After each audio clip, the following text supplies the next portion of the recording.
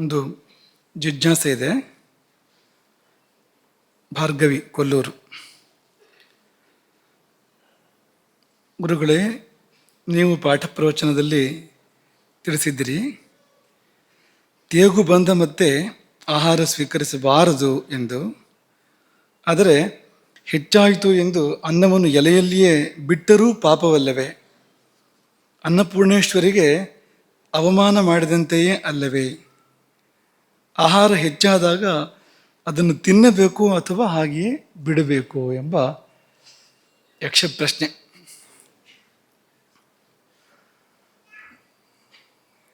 ಈ ಸಮಸ್ಯೆಯ ಮೂಲ ಎಲ್ಲಿದೆ ಅಂದರೆ, ಹೆಚ್ಚು ಬಡಿಸುವುದರಲ್ಲಿ ಮತ್ತು ಹೆಚ್ಚು ಹಾಕಿಸಿಕೊಳ್ಳುವುದರಲ್ಲಿ ಇದೆ.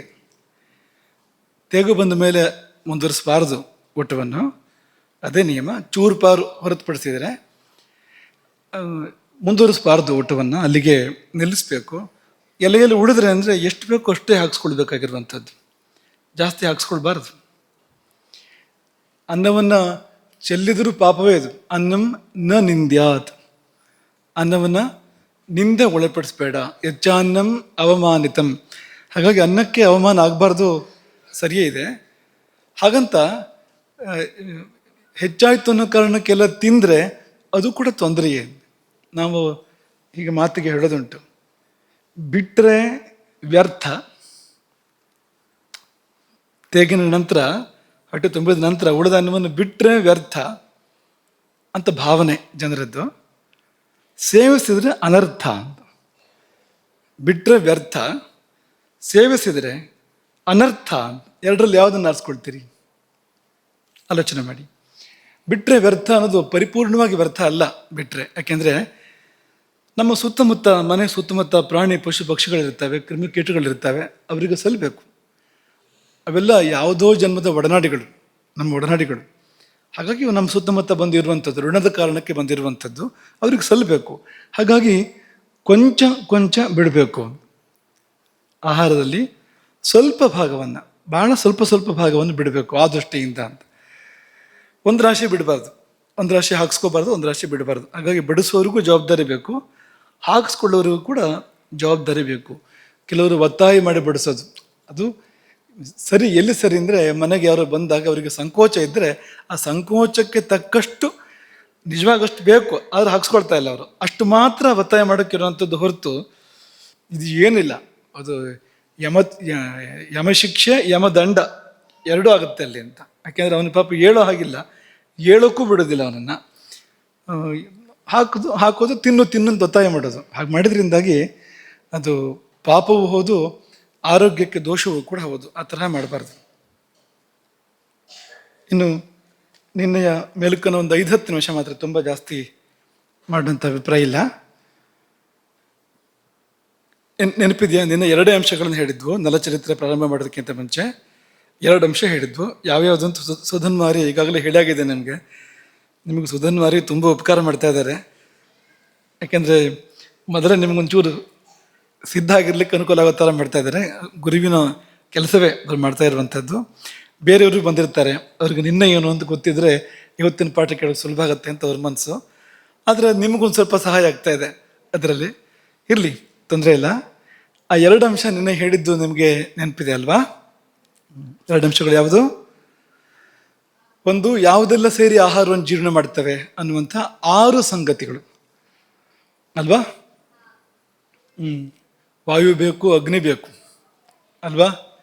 ನೀರು ಬೇಕು, ಜಿಡ್ಡು ಬೇಕು, ಸ್ನೇಹಾಂಶ ಬೇಕು, ಆಮೇಲೆ ಕಾಲ ಬೇಕು, ಸಮಯೋಗ, ಇವುಗಳ ಸಮತೋಲನ ಬೇಕು. ಇದಿಷ್ಟು ಇದ್ದಾಗ ಆಹಾರ ಜೀರ್ಣ ಆಗುವಂಥದ್ದು. ಹಾಗಾಗಿ ನಾವು ತಗೊಳ್ಳುವಾಗಲೇ ನೋಡಿ ತಗೋಬೇಕು. ಎಷ್ಟೆಷ್ಟು ಬೇಕು ಅಷ್ಟನ್ನು, ಎಣ್ಣೆ ಜಿಡ್ಡು ಇದನ್ನೆಲ್ಲ ಎಷ್ಟೆಷ್ಟು ಬೇಕು ಅಷ್ಟು ನೋಡೇ ತಗೊಳ್ಬೇಕಾದ್ರೆ, ಪ್ರಮಾಣಕ್ಕೆ ಹೆಚ್ಚು ಕಡಿಮೆ ಆಗದೇ ಇರೋ ಹಾಗೆ.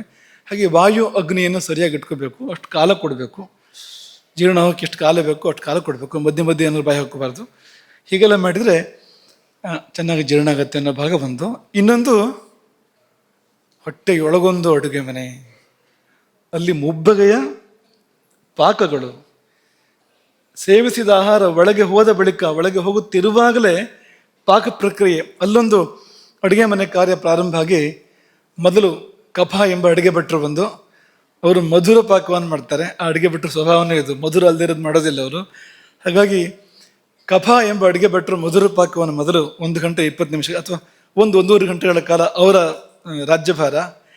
ಅವರು ಹೋಗಿ ಪಿತ್ತ ಎಂಬ ಅಡುಗೆ ಭಟ್ರು ಬರ್ತಾರೆ. ಆಮೇಲೆ ಅವರು ಎಲ್ಲ ಹುಳಿ ಮಾಡ್ತಾರೆ, ನಿಂಬೆ ಹುಳಿ ಹಿಂಡ್ತಾರೆ, ಎಲ್ಲದಕ್ಕೂ ಹುಣಸೆ ಹಣ್ಣು ಹಾಕಿ ಪೂರ್ತಿ ಹುಳಿ ಆಗುತ್ತೆ. ಅಷ್ಟೊತ್ತಿಗೆ ಅದು ಆಹಾರ ಅಲ್ಲಿಂದ ಕೆಳಗೆ ಬರೋಕ್ಕೆ ಶುರುವಾಗುತ್ತೆ. ಆಮಾಶಯದಿಂದ ಪಕ್ವಾಶಯದ ಕಡೆಗೆ ಪಿತ್ತ ಬಂದಾಗ ಎಲ್ಲ ಪಕ್ವ ಆಗುತ್ತಲ್ವಾ. ಆಮೇಲೆ ಬರ್ತಾರೆ ನೋಡಿ, ಯಾರು? ವಾತ ಭಟ್ರು ಅಂತ ಆಮೇಲೆ ಬರೋದು ಅಂತ. ಈ ವಾತ ಭಟ್ರು ಪೂರ್ತಿ ಮೆಣಸಿನಕಾಯಿ ಹಾಕಿ ಖಾರ ಮಾಡಿಟ್ಬಿಡ್ತಾರೆ. ಹಾಗೆ ಆ ಅಡುಗೆ ಕೊನೆ ಭಾಗ ಏನು ಅಂದರೆ ಕಟುಪಾಕ, ಕೊಟ್ಟ ಕೊನೆ ಇದು ಹೀಗಾಗತ್ತೆ. ಹಾಗಾಗಿ ಇದು 3 ನಡೆಯುತ್ತೆ.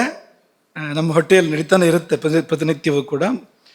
3 ಸಮಯಗಳು, ಊಟದ ನಂತರ ಜೀರ್ಣ ಆಗೋದಕ್ಕಿರೋ ಸಮಯದ 3 ಭಾಗ ಮಾಡಿದರೆ ಕಫಕಾಲ, ಪಿತ್ತಕಾಲ, ವಾತಕಾಲ, ಮಧುರ ಪಾಕ, ಆಮ್ಲಪಾಕ, ಕಟುಪಾಕ. ಈ ಮುಬ್ಬಗೆಯ ಪಾಕಗಳು ನಮ್ಮೊಳಗೆ ಏರ್ಪಡ್ತವೆ. ಅದರಲ್ಲಿ ಮಧುರ ಪಾಕ ಬಿರುವಾಗಲೇ ಮಲಗಿ ನಿದ್ದೆ ಮಾಡಬೇಕು. ರಾತ್ರಿಗಿರೋದಿದು, ಹಗಲು ನಿದ್ದೆ ಮಾಡಿಕೊಡೋದು. ರಾತ್ರಿ ಊಟವಾದ ಬಳಿಕ ಮಧುರ ಪಾಕ ನಡೀತಾ ಇರೋ ಹೊತ್ತಿನಲ್ಲಿ ಸುಮಾರು 1-1.5 ಗಂಟೆ ಸಮಯ ನಮಗೆ ನಮ್ಮ ಜೀರ್ಣಶಕ್ತಿಗೆ ತಕ್ಕಂತೆ ಒಟ್ಟು ಹೊತ್ತು ಎಷ್ಟು ಬೇಕು ಜೀರ್ಣ ಆಗೋದಕ್ಕೆ ಅದರ 1/3 ಪಾಲಿನಷ್ಟು ಹೊತ್ತಿನ ಒಳಗೆ ನಾವು ಮಲಗಬೇಕು. ಕೂಡಲೇ ಅಲ್ಲ, ಊಟ ಆದ ಕೂಡಲೇ ಅಲ್ಲ, ಒಂದು ಸ್ವಲ್ಪ ಹೊತ್ತು ಬಿಟ್ಟು. ಅದು ಕಫವೃದ್ಧಿ ಅಂತ ನಾನು ಹೇಳಿದ್ವು ಅಲ್ವಾ. 4 ರೀತಿಯಿಂದ ಕಫ ನಮ್ಮನ್ನು ಆವರಿಸುತ್ತೆ ಹೀಗೆ ಮಾಡಿದರೆ ಎಂಬುದಾಗಿ ನಾನು ಹೇಳಿದ್ವು. ಪೂರ್ವರಾತ್ರ ಅದು ಕಫಕಾಲ, ಆಹಾರ ತಗೊಂಡ್ರೆ ಕಫವೃದ್ಧಿ. ಆಮೇಲೆ ಒಳಗೆ ಆ ಜೀರ್ಣ ಪ್ರಕ್ರಿಯೆಯಲ್ಲಿ ಕಫಕಾಲ ನಡೀತಾ ಇದೆ. ಜೀರ್ಣ ಪ್ರಕ್ರಿಯೆಯನ್ನು 3 ಭಾಗ ಮಾಡಿದರೆ ಕಫಕಾಲ ನಡೀತಾ ಇದೆ, ಅದು ಕೂಡ ಅದುವೇ. ಮತ್ತೆ ನಿದ್ದೆ, ಅದು ಕಫವೃದ್ಧಿಯನ್ನೇ ಮಾಡುವಂಥದ್ದು. ಇಷ್ಟೂ ಸೇರಿದಾಗ ಪೂರ್ಣ ವಿಶ್ರಾಂತಿ. ಯಾಕೆಂದರೆ ಕಫವೇ ನಮಗೆ ವಿಶ್ರಾಂತಿಯನ್ನು ಕೊಡುವಂಥದ್ದು. ಕಫ ಅಂದರೆ ಈ ತುಪ್ಪ ಕಫ ಅಂತ ಅನ್ಕೋಬೇಡಿ, ಅದಲ್ಲ. ಅದು ಇದರ ಒಂದು ಸಣ್ಣ ಕುರುಹು ಅಷ್ಟೇ. ಆ ತುಪ್ಪ ಕಫ ಏನಿದೆ, ಈ ಹಸಿವು ಅನ್ನೋದು ಅಗ್ನಿಯ ಸಣ್ಣ ಕುರುಹು ಇದ್ದಾಗೆ, ಉಸಿರಾಟ ಅನ್ನೋದು ವಾಯುವಿನ ಸಣ್ಣ ಕುರುಹು ಇದ್ದಾಗೆ, ಕಫದ ಒಂದು ಸಣ್ಣ ಕುರುಹು ನಾವು ತುಪ್ಪ ಅಂತದ್ದು. ಆದರೆ ಆ ಶಕ್ತಿ ಒಳಗೆ ಕೆಲಸ ಮಾಡ್ತಾ ಇದೆ. ಅದು ಮಹಾವಿಷ್ಣು ಸ್ವರೂಪ, ಆ ಶಕ್ತಿ ಇದು, ಕಫ ಎನ್ನುವ ಶಕ್ತಿ ಇದು. ಅದು ನಮ್ಮೊಳಗೆ ಕೆಲಸ ಮಾಡ್ತಾ ಇದೆ, ಬೇರೆ ಬೇರೆ ಬಗೆಯ ಪ್ರಕ್ರಿಯೆಗಳನ್ನು ಅದು ನಡೆಸ್ತಾ ಇದೆ. ಅದು ನಿದ್ದೆ ಅದರಿಂದ ಅಂತ. ಇದರ ಬಗ್ಗೆ ಒಂದು ಮಾಹಿತಿಯನ್ನು ಹೇಳಿ ನಾವು ಮುಂದಕ್ಕೆ ಹೋಗೋಣ. ನಿನ್ನೆ ಹೇಳಿದ್ದಕ್ಕೆ ಅದು ಚೂರುಪೂರ್ವಕವಾಗಿ ಸೂತ್ರ, ಅದೊಂದು ಸೂತ್ರದ ಹಾಗಿದೆ, ವಯೋಹೋ ರಾತ್ರಿ ಭುಕ್ತಾನಾಂ ತೇಂತ ಮಧ್ಯಾದಿಗ ಕ್ರಮಾತ್. ಗೊತ್ತಿದೆಯಾ? ಅದೇ, ಅದರಲ್ಲಿ ಏನಂದರೆ ಸಾಮಾನ್ಯವಾಗಿ ಎಲ್ಲವೂ 3 ಭಾಗ ಆಗುತ್ತೆ ಜೀವನದಲ್ಲಿ. ಮೊದಲನೇ ಭಾಗ ಕಫ ಇರುತ್ತೆ, 2ನೇ ಭಾಗ ಪಿತ್ತ ಇರುತ್ತೆ, 3ನೇ ಭಾಗ ವಾತ ಇರುತ್ತೆ. ಬಾಲ್ಯ ಅನ್ನೋದು ಕಫ ಅಲ್ವಾ. ಮಗು ಮೃದುವಾಗಿರುತ್ತೆ, ಮುಟ್ಟಿದ್ರು ಕೂಡ ಕಫ ಅದು ಅಲ್ವಾ. ಕಫದ ಕಾಟವೂ ಜಾಸ್ತಿ ಇರುತ್ತೆ ಆ ಸಮಯದಲ್ಲಿ, ಕಫ ಪ್ರಧಾನವಾಗಿರುತ್ತೆ. ಮಾಧುರ್ಯ, ಅದು ಮಾತಾಡಿದ್ರೂ ಮುದ್ದು, ನಡೆದ್ರೂ ಮುದ್ದು, ತೊದಲಿದ್ರೂ ಮುದ್ದು, ಆ ಮಾಧುರ್ಯ ಅದೆಲ್ಲ ಕಫ ಅದು. ಹಾಗೆ ಯೌವನಕ್ಕೆ ಬಂದಾಗ ಪಿತ್ತ, ಬಿಸಿ ಅಲ್ವಾ, ಬಿಸಿ ರಕ್ತ ಅಂತ ಹೇಳ್ತಾರಲ್ಲ, ಅದು ಪಿತ್ತ. ಅದು ಆವಾಗ ಉತ್ಸಾಹ, ಕೋಪ ಎಲ್ಲ ಜಾಸ್ತಿ ಇರುತ್ತೆ ಆ ಸಮಯದಲ್ಲಿ. ಮುಪ್ಪು ಬಂದಾಗ ವಾತ. ಹಾಗಾಗಿ ಅಲ್ಲಿ ನೋವು ಇಲ್ಲಿ ನೋವು ಎಲ್ಲ ಶುರುವಾಗುತ್ತೆ ನೋಡಿ. 40-50 ವರ್ಷ ಆಗ್ತಿರೋ ಹಾಗೇನೆ ಮಂಡಿ ನೋವು ಅಂದರು, ಸೊಂಟ ನೋವು ಅಂದರು, ಬೆನ್ನು ನೋವು ಅಂದರು ಎಲ್ಲ ಪ್ರಾರಂಭ ಆಗುತ್ತೆ ನೋಡಿ. ಅದು ವಾತ ಅದು ಅಂತ. ಅದು ಮಾತ್ರ ಅಲ್ಲ, ಈ ಬಾಗು ಯಾವಾಗ ಬರುತ್ತೆ? ಅದು ವಯಸ್ಸಾದ್ಮೇಲೆ ಅಲ್ವಾ. ಬೆನ್ನು ಬಗ್ಗೋದು ಎಲ್ಲ ಆಗುತ್ತಲ್ವಾ. ಈ ವಕ್ರತೆ ಎಲ್ಲ ವಾತದ ಪ್ರಸಾದ, ವಾತದಿಂದ ಬರುವಂಥದ್ದು ವಕ್ರತೆ ಎಲ್ಲವೂ ಕೂಡ. ವಾತ ನಾಡಿ ಕೂಡ ಆಡೋದು ಹೇಗೆ? ನಾಡಿ ಹಿಡಿದ್ರೆ ವಾತನಾಡಿ ಆಡೋದು ಹೇಗೆ ಅಂದರೆ ಸರ್ಪದಂತೆ, ಕಫನಾಡಿ ಹಂಸದಂತೆ ಸ್ಪಂದಿಸಿದರೆ ಈ ವಾತನಾಡಿ ಸರ್ಪದಂತೆ ಅಂತ. ವಕ್ರತೆ ಅದರ ಸ್ವಭಾವ. ಹಾಗಾಗಿ ಬಾಗು ಅನ್ನೋದು ಆ ವಾತದಿಂದಲೇ ಬರುವಂಥದ್ದು ಅನ್ನೋಕ್ಕೋಸ್ಕರ ನಿಮ್ಗೆ ಹೇಳಿದ್ವು. ಹಾಗೆ ಒಂದು ದಿನದಲ್ಲೂ ಕೂಡ ಹಗಲು ತಗೊಂಡ್ರೆ ಬೆಳಗ್ಗೆ ಕಫಕಾಲ, ಮಧ್ಯಾಹ್ನ ಪಿತ್ತಕಾಲ, ಮಧ್ಯಾಹ್ನ ಮೇಲೆ ಅಥವಾ ಸಾಯಂಕಾಲದ ಆ ಸಂದರ್ಭ ಇದೆ, ಸೂರ್ಯಾಸ್ತದ ನಂತರ ಅಲ್ಲ, ಮಧ್ಯಾಹ್ನ ಮೇಲಿನ ಕಾಲ ಇದೆಯಲ್ಲ ಅದು ವಾತಕಾಲ. ಹಾಗೆ ರಾತ್ರಿಯೂ ಕೂಡ ಪೂರ್ವ ರಾತ್ರಿ ಅದು ಕಫಕಾಲ, ಮಧ್ಯರಾತ್ರಿ ಪಿತ್ತಕಾಲ, ಬೆಳಗಿನ ಜಾವ ವಾತಕಾಲ. ಹಾಗಾಗಿ ಹೇಳ್ಬೇಕಾಗ ವಾತ ಅನ್ನೋದು ಅದು ನಿದ್ದೆಗೆ ತುಂಬ ವಿರುದ್ಧವಾಗಿರುವಂಥದ್ದು. ಹಾಗಾಗಿ ಮಲಗಿರೋದಕ್ಕೂ ಸೂಕ್ತವಾಗಿರುವಂಥ ಸಮಯ ಅಲ್ಲ ಅದು, ಹೇಳ್ಬೇಕು ಅಂತ. ಹೀಗೆ ಎಲ್ಲ ಕಡೆ ಇದನ್ನು ನಿರೂಪಣೆ ಮಾಡಿದ್ದಾರೆ. ಈ ಈ ಗುಣ ಮತ್ತು ದೋಷಗಳನ್ನು, ಈ ದೋಷಗಳ ವೃದ್ಧಿ ಕ್ರಮ ನಿರೂಪಣೆ ಮಾಡಿದ್ದಾರೆ. ಒಂದು ಸಂಗತಿ ಅಂದರೆ ಈ ಈ ನಿದ್ದೆ ಹೇಗೆ ಬರುತ್ತೆ ಅಂದರೆ ಶ್ಲೇಷ್ಮ ಮತ್ತು ತಮಸ್ಸು, ಈ ಕಫ ಮತ್ತು ತಮಸ್ಸು ಸೇರಿದಾಗ ನಿದ್ದೆ ಬರೋಂಥದ್ದು. ದೇಹದಲ್ಲಿ ಕಫ, ಮನಸ್ಸಿನಲ್ಲಿ ತಮಸ್ಸು, ಇದೆರಡೂ ಸೇರಬೇಕು, ಆಗ ನಿದ್ದೆ ಬರುವಂಥದ್ದು. ಈಗ ಅದಕ್ಕಾಗಿ ನಿದ್ದೆಗೆ ಏನು ಹೇಳ್ತಾರೆ ಅಂದರೆ ಶ್ಲೇಷ್ಮ ತಮೋದ್ಭವ, ಶ್ಲೇಷ್ಮ ಮತ್ತು ತಮಸ್ಸು ಇದೆರಡು ಸೇರಿ ಉದ್ಭವಿಸುವಂಥದ್ದು ನಿದ್ದೆ ಅಂತ ಅದನ್ನು ನಿರೂಪಣೆ ಮಾಡುವಂಥದ್ದು. ತೂಕಡಿಕೆ ಹೇಗಿರುತ್ತೆ ಅಂದರೆ ತಮೋ ವಾತ ಕಫ ತಂದ್ರ ಅಂತ. ತಮಸ್ಸು ವಾತ ಕಫ, ವಾತ ಸೇರ್ಕೊಡತ್ತೆ. ತಮಸ್ಸು ಕಫ ಮಾತ್ರ ಇದ್ದರೆ ನಿದ್ದೆ, ಅದಕ್ಕೆ ವಾತ ಸೇರಿಕೊಂಡ್ರೆ ಆ ಕಡೆ ನಿದ್ದೆನೂ ಅಲ್ಲ, ಈ ಕಡೆ ಎಚ್ಚರನೂ ಅಲ್ಲ. ವಾತ ಅನ್ನೋದು ಎಚ್ಚರ ಅದು. ಹಾಗಾಗಿ ಆ ಕಡೆ ನಿದ್ದೆನೂ ಅಲ್ಲ, ಈ ಕಡೆ ಎಚ್ಚರನೂ ಅಲ್ಲ. ಅಂಥದ್ದೊಂದು ಮಧ್ಯದ ಸ್ಥಿತಿ ಏರ್ಪಡುತ್ತೆ, ಅದು ತೂಕಡಿಕೆ. ಹಾಗೆ ಪಿತ್ತ ತಮಸ್ಸು ಸೇರಿದ್ರೆ ಮೂರ್ಛೆ, ಎಚ್ಚರ ತಪ್ಪಿ ಬಿಡ್ತಾರಲ್ಲ, ಪಿತ್ತ ಮತ್ತು ತಮಸ್ಸು ಸೇರಿದಾಗ. ಹಾಗೆ ರಜಸ್ಸು ಪಿತ್ತ ಮತ್ತು ವಾತ ಸೇರಿದರೆ ಭ್ರಮೆ, ಅಥವಾ ಇನ್ನೊಂಚೂರು ಮುಂದುವರೆದು ಹೇಳೋದಾದ್ರೆ ಹುಚ್ಚು, ಅದರಿಂದ ಬರುವಂಥದ್ದು. ಇವುಗಳದ್ದ ಆಟ, ಈ ವಾತ ಪಿತ್ತ ಕಫಗಳದ್ದೇ ಆಟ ಇವೆಲ್ಲ. ಅದರಲ್ಲಿ ಶ್ಲೇಷ್ಮ ಅನ್ನೋದು ನಿದ್ದೆಗೆ ತುಂಬ ಮುಖ್ಯವಾಗಿರುವಂಥದ್ದು. ತೂಕಡಿಕೆಗೂ ಬೇಕಾಗತ್ತದು, ನಿದ್ದೆಗಂತೂ ಅದೇ ಬೇಕಾಗುವಂಥದ್ದು. ಹಾಗಾಗಿ ಅದು ಅತ್ಯಧಿಕವಾಗಬೇಕು. ಕಾಲದಲ್ಲೂ ಅದೇ, ಅವಸ್ಥೆಯಲ್ಲಿ, ಊಟದ ಅವಸ್ಥೆಯಲ್ಲಿ ಕೂಡ ಅದೇ, ಆಹಾರ ಸೇವನೆಯಿಂದ ಅದೇ ಬರುವಂಥದ್ದು, ನಿದ್ದೆಯಿಂದ ಅದೇ ಬರುವ, ಹೀಗೆ ನಾಲ್ಕೂ ಕಡೆಯಿಂದ ಕಫ ಬಂದು ನಮ್ಮನ್ನು ಆವರಿಸೋದಕ್ಕೆ ಸಂದರ್ಭ. ತಮಸ್ಸು ರಾತ್ರಿ ಅಲ್ವಾ, ಕತ್ತಲೆ ಇದೆ, ತಮೋ ಗುಣದ ಆಧಿಕ್ಯ ಇದೆ. ಯಾಕೆ ಆ ಹೊತ್ತನ್ನು ಹೇಳಿದ್ದಾರೆ ನಿದ್ದೆಗೆ ಅಂದರೆ ಪೂರ್ವ ರಾತ್ರ ಅಥವಾ ರಾತ್ರಿಯ ಮೊದಲ ಭಾಗ ಅನ್ನುವಂಥದ್ದು ಕಫದ ಪ್ರಾಧಾನ್ಯ ಇರತಕ್ಕಂಥದ್ದು. ಪ್ರಕೃತಿಯಲ್ಲಿ ತಮೋ ಗುಣ ಇದೆ, ಕತ್ತಲೂ ಇದೆ, ತಮೋ ಗುಣ ಇದೆ. ಹಾಗಾಗಿ ಇಲ್ಲಿ ಈ ಕಫಧಾತುವಿನ ಪ್ರಾಧಾನ್ಯ, ಪ್ರಕೃತಿಯಲ್ಲಿ ತಮೋ ಗುಣದ ಪ್ರಾಧಾನ್ಯ ಸೇರಿದಾಗ ನಿದ್ದೆ. ಆವಾಗ ಎಚ್ಚರ ಇರೋನು ಅವನಿಗೆ ಬುದ್ಧಿ ಇಲ್ಲ ಅಂತ ಹೇಳಿದ್ರೆ ಬೇಜಾರಾಗುತ್ತೆ ತುಂಬ ಜನರಿಗೆ, ಆದರೆ ಬುದ್ಧಿ ಇಲ್ಲ. ಇಷ್ಟು ನಿನ್ನೆಯ ಶೇಷ. ಈಗ ಕಥೆಯನ್ನು ಮುಂದುವರಿಸೋಣ. ನಳಚರಿತ್ರೆಯನ್ನು ನಿಮಗೆಲ್ಲ ಗೊತ್ತಿರೋ ಕಥೆಯನ್ನೇ ನಾವು ಪುನಃ ಹೇಳ್ತಿರೋಂಥದ್ದು. ಆ ಸಂದರ್ಭ ಮಾತ್ರ ಹೇಳಿದ್ರು ಸಾಕಿತ್ತು, ಆದರೆ ಬರೀ ಆ ಸಂದರ್ಭ ಹೇಳಿದ್ರೆ ಪರಿಣಾಮವೇ ಆಗೋದಿಲ್ಲ. ಹಿಂದೆ ಮುಂದೆ ಹೇಳದೇ ಇದ್ದರೆ ಪರಿಣಾಮವೇ ಆಗೋದಿಲ್ಲ. ಹಾಗಾಗಿ ಆ ಪೂರ್ವ ಪೀಠಿಕೆಯನ್ನು ಹೇಳಿದ್ವು. ಇದನ್ನು ಪ್ರಾರಂಭ ಮಾಡುವಾಗ ಒಂದು ಜ್ಯೋತಿಷದ ಒಂದು ಸಂಗತಿ ನೆನಪು ಮಾಡಿ ಪ್ರಾರಂಭ ಮಾಡ್ತೇವೆ. 5 ಗ್ರಹಗಳ ಉಚ್ಚಾವಸ್ಥೆ ಇದ್ದರೆ ಅವನು ಮಹಾಪುರುಷನಾಗ್ತಾನೆ ಅಲ್ವಾ.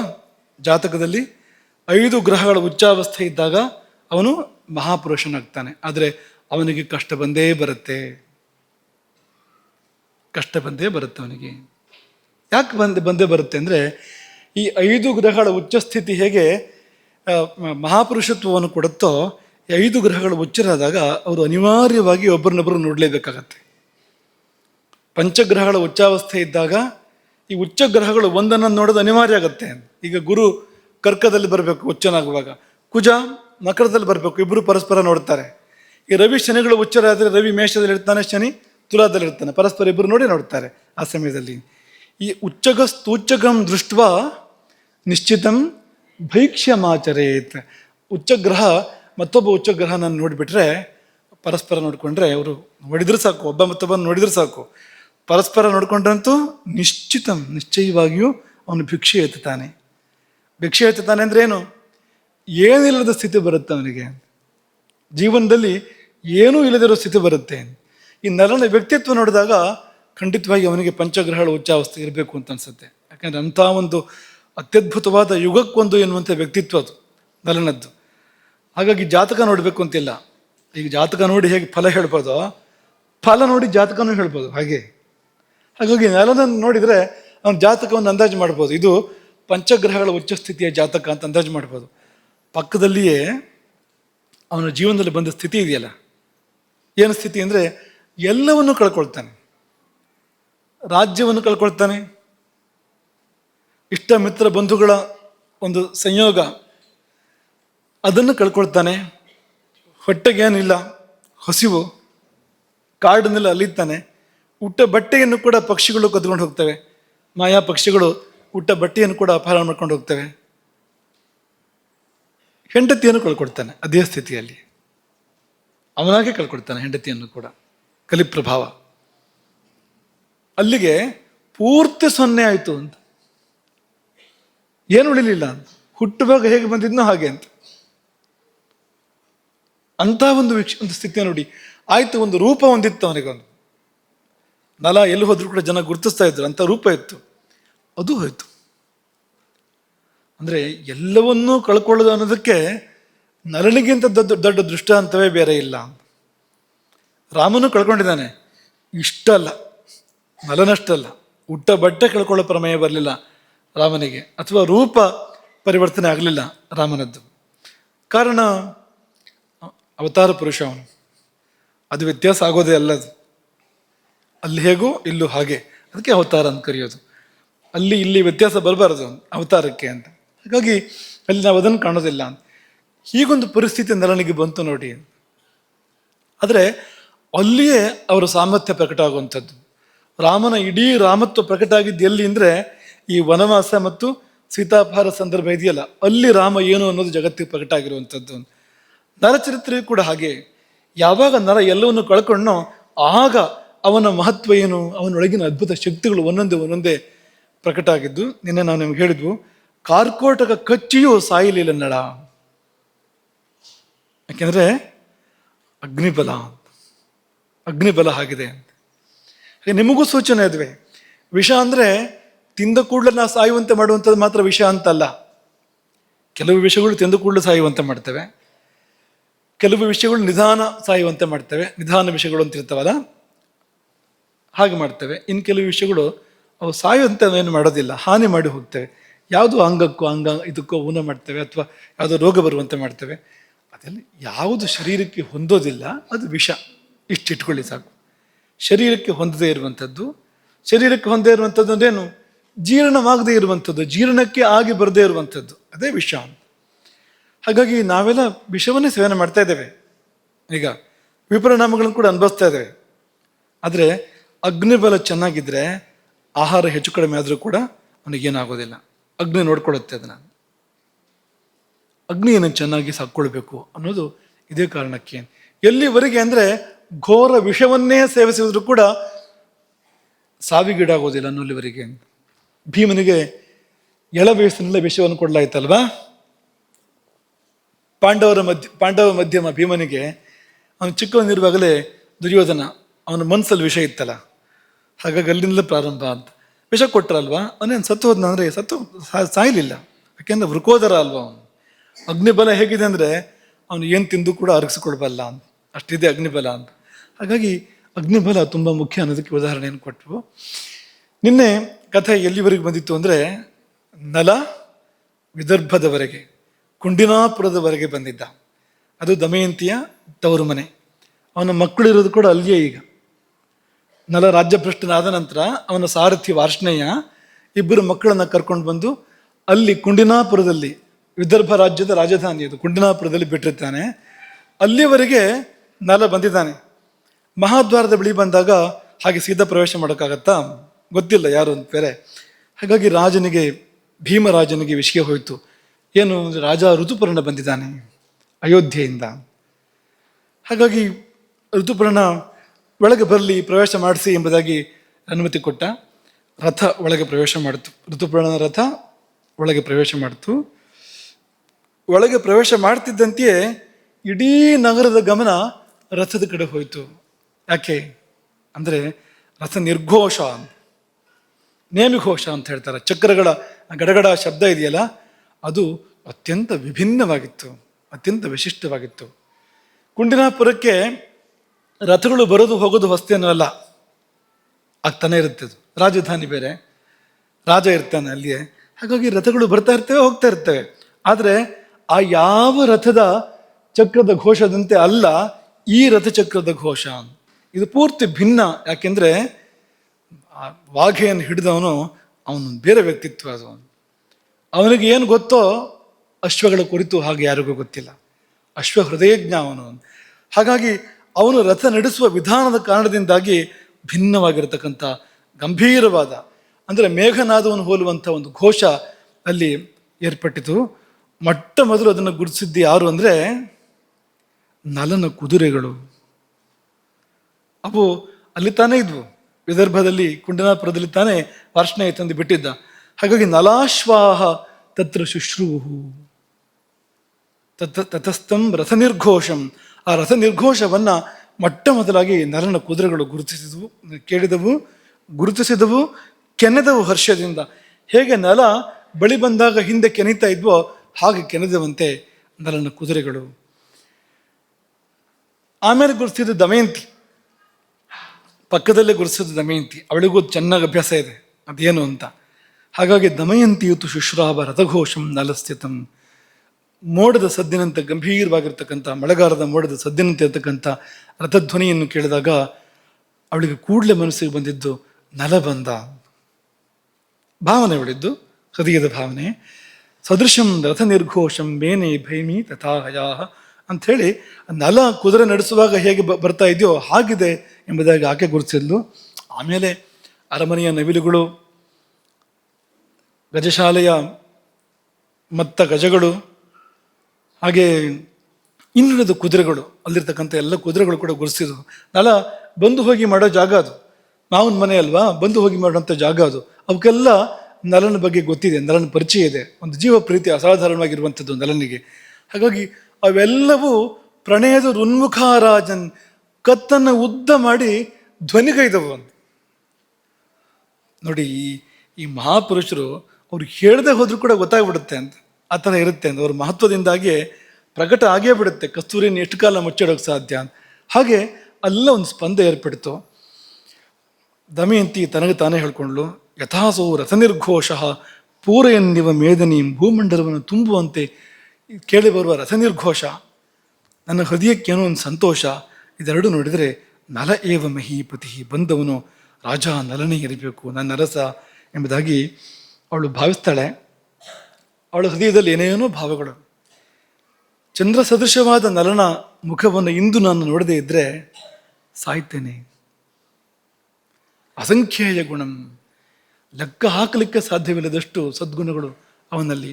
ಅವನನ್ನು ಕಾಣದಿದ್ದರೆ ಸಾಯ್ತೇನೆ. ನ ಸಂಶಯ ವಿನಂಕ್ಷ್ಯಾಮಿ ನ ಸಂಶಯ. ಇಂದು ಅವನ ಸ್ಪರ್ಶ ಸುಖ ನನಗೆ ಸಿಗದೇ ಇದ್ರೆ, ಇಂದು ನನ್ನೆಡೆಗೆ ಅವನು ನಡೆದು ಬರದೇ ಇದ್ರೆ, ನಲ ಹೇಗೆ ಅಂದರೆ ಮಹಾಸಿಂಹದಂತೆ ಅವನ ನಡಿಗೆ, ಅಥವಾ ಮದಿಸಿದ ಗಜದಂತೆ ಅವನ ನಡಿಗೆ. ಅಂಥ ನಡಿಗೆಯಲ್ಲಿ ನನ್ನಡೆಗೆ ಅವನು ನಡೆದು ಬರದೇ ಇದ್ದರೆ ಪ್ರವೇಕ್ಷಾಮಿ ಹುತಾಶನಂ, ಅಗ್ನಿ ಪ್ರವೇಶ ಮಾಡ್ತೇನೆ. ಹೀಗೆಲ್ಲ ತನಗೆ ತಾನೇ ಹೇಳ್ಕೊಳ್ತಾಳೆ. ಅವನ ಗುಣಗಳನ್ನು ಸ್ಮರಣೆ ಮಾಡ್ಕೊಳ್ತಾಳೆ. ಒಂದು ಸುಳ್ಳು ಅವನು ಹೇಳಿದ್ದು ನೆನಪಿಲ್ಲ ನನಗೆ. ಎಷ್ಟು ವರ್ಷದ ದಾಂಪತ್ಯದಲ್ಲಿ ನಸ್ಮರಾಮ್ ಎಂದತಂ ಕಿಂಚಿತು, ಒಂದು ಸುಳ್ಳು ಹೇಳಲಿಲ್ಲ. ಕೆಲವರು ಬೇರೆ ಎಲ್ಲೂ ಸುಳ್ಳು ಹೇಳದೇ ಇದ್ದರೂ ಹೆಂಡತಿ ಹತ್ರ ಸುಳ್ಳು ಹೇಳ್ತಾ ಇರ್ತಾರೆ. ಇನ್ನು ಕೆಲವರು ಹೆಂಡತಿ ಹತ್ರ ಮಾತ್ರ ಸತ್ಯ ಹೇಳ್ತಾರೆ, ಬೇರೆ ಕಡೆಲ್ಲ ಸುಳ್ಳು ಹೇಳ್ತಾ ಇರ್ತಾರೆ. ಎರಡು ಥರದ ವರ್ಗ ಸಿಗುತ್ತೆ ನಮಗೆ. ಆದರೆ ಇದು ಹಾಗಲ್ಲ, ಅಲ್ಲೂ ಇಲ್ಲ ಎಲ್ಲೂ ಇಲ್ಲ, ಸುಳ್ಳ ಇಲ್ಲ. ನಸ್ಮರಾಮ್ ಅಪಕಾರತಾಂ, ಅಪಕಾರ ಇಲ್ಲ. ದಮಯಂತಿ ತುಂಬ ಹತ್ತಿರದಿಂದ ನಡೆದನ್ನು ನೋಡಿದವಳು, ಅವನು ಯಾರಿಗೂ ಅಪಕಾರ ಮಾಡಲಿಲ್ಲ ನಲ ಅಂತ. ನಚ ಪರ್ಯುಷಿತಂ ವಾಕ್ಯಂ, ಒಂದು ಪ್ರತಿಜ್ಞೆ ಮಾಡಿದರೆ ಹೀಗೆ ಮಾಡ್ತೇನೆ ಅಂತ ಪ್ರತಿಜ್ಞೆ ಮಾಡಿ ಒಂದು ಸಮಯ ಕೊಟ್ಟರೆ ಆ ವಾಕ್ಯ ಸಮಯವನ್ನು ದಾಟೋದಿಲ್ಲ. ನಾಳೆಯ ಒಳಗೆ, ನಾಳೆಯ ಒಳಗೆ, ಒಂದು ತಿಂಗಳು ಅಂದರೆ ಒಂದು ತಿಂಗಳು. ನಚ ಪರ್ಯುಷಿತಂ ವಾಕ್ಯಂ, ವಾಕ್ಯ ಪರ್ಯುಷಿತ ಅಂದ್ರೆ ಏನು? ಹಳಸಿ ಹೋಗೋದು ಅಂತ. ಹಳಸಿ ಹೋಗೋದು ಯಾವಾಗ? 6 ತಿಂಗಳು ಅಂಥೇಳಿ, 6 ತಿಂಗಳು ಒಂದು ದಿವಸ ಆದರೆ ವಾಕ್ಯ ಹಳಸಿ ಹೋಯಿತು ಅಂತ ಲೆಕ್ಕ. ಅದು ಅವನ ವಾಕ್ಯ ಯಾವತ್ತೂ ಹಾಗಾಗಲಿಲ್ಲ. ಸ್ವೈರೇಶ್ವಪಿ, ಇದು ಗಂಭೀರವಾದ ವ್ಯವಹಾರಗಳಲ್ಲಿ ಮಾತ್ರ ಅಲ್ಲ, ತಮಾಷೆ ಮಾಡುವಾಗಲೂ ಕೂಡ ಹಾಗೆ ಅಂತ. ವಿನೋದದಲ್ಲಿಯೂ ಕೂಡ ಒಂದು ಮಾತಾಡಿದರೆ ಆ ಮಾತನ್ನು ನಡೆಸ್ತಾನವನು, ಅಂಥವನವನು. ಅಂತಹ ಪ್ರಭು, ಜಗತ್ತಿಗೆ ಅಧಿಕ ಪ್ರಭು ಅವನು, ಜಗತ್ತಿಗೆ ಏಕಛತ್ರಾಧಿಪತಿ. ಕ್ಷಮಾವಾನ್, ಆ ಕ್ಷಮೆಯಲ್ಲೂ ಜಗತ್ತಿಗೆ ಅಧಿಕ. ವೀರಃ, ಜಗತ್ತಿಗೆ ಅಧಿಕ ವೀರತನದಲ್ಲಿ. ದಾತ, ಜಗತ್ತಿನಲ್ಲಿ ಅತಿ ದೊಡ್ಡ ದಾನಿಯವನು. ಅಧಿಕೋ ನೃಪೈಹಿ, ಮತ್ತೆಲ್ಲ ರಾಜರಿಗಿಂತ ಅವನು ಹಿರಿಮೆ ಉಳ್ಳವನು, ಎಲ್ಲ ರಾಜರಿಗಿಂತ ಶ್ರೇಷ್ಠ. ಅಂಥವನು ಯಾರದ್ದು ಸಾರಥಿ ಅದನ್ನ? ನೀಚಾನುವರ್ತಿ, ನಪುಂಸಕನಂತೆ ಯಾರಿದ್ದೋ ಊಳಿಗೆ ಮಾಡ್ತಾನ ಅವನು ಅಂತ ಅವಳಿಗೆ ವಿಚಿತ್ರ ಅನಿಸ್ತು. ದಮಯಂತಿಗೆ ದುಃಖವೂ ತುಂಬಿತು ಒಂದು ಕಡೆಯಿಂದ. ಆದರೆ ಪಕ್ಕಾ ಗೊತ್ತಿಲ್ಲ. ರಥ ನಿರ್ಘೋಷ ಆ ಒಂದು ಭಾಸವನ್ನು ಮಾಡ್ತಾ ಇದೆ. ತೀರ್ಮಾನ ಹೇಳೋದು ಹೇಗೆ? ತೀರ್ಮಾನ ಹೇಳೋದಕ್ಕೆ ಸುಲಭ ಇಲ್ಲ ಅಂತ. ಹೀಗೆ ಆಕೆ ವಿಲಪಿಸ್ತಾ ಉಪ್ಪರಿಗೆಯನ್ನು ಏರಿ ಉಪ್ಪರಿಗೆಯನ್ನು ಏರ್ತಾಳೆ. ಯಾಕೆಂದರೆ ಪುಣ್ಯಶ್ಲೋಕದಿ ದೃಕ್ಷಯ, ಪುಣ್ಯಶ್ಲೋಕನನ್ನು ನೋಡಬೇಕು ಎನ್ನುವ ಆಸೆಯಿಂದ. ಪುಣ್ಯಶ್ಲೋಕ ಅಂದ್ರೇನು? ಯಾರ ಸ್ಮರಣೆ, ಯಾರ ಕೀರ್ತನೆ ನಮ್ಮನ್ನು ಪಾವನ ಮಾಡುತ್ತೋ ಅಂತ. ಯಾರ ಹೆಸರು ಹೇಳಿದ್ರೆ, ಯಾರ ನೆನಪು ಮಾಡಿಕೊಂಡ್ರೆ ನಾವು ಪವಿತ್ರರಾಗ್ತೇವೋ. ಪುಣ್ಯಶ್ಲೋಕೋ ನಲೋ ರಾಜ, ಪುಣ್ಯಶ್ಲೋಕೋ ಯುಧಿಷ್ಠಿರ, ಪುಣ್ಯಶ್ಲೋಕ ಚ ವೈದೇಹಿ, ಪುಣ್ಯಶ್ಲೋಕೋ ಜನಾರ್ದನ. ಇಂಥವರು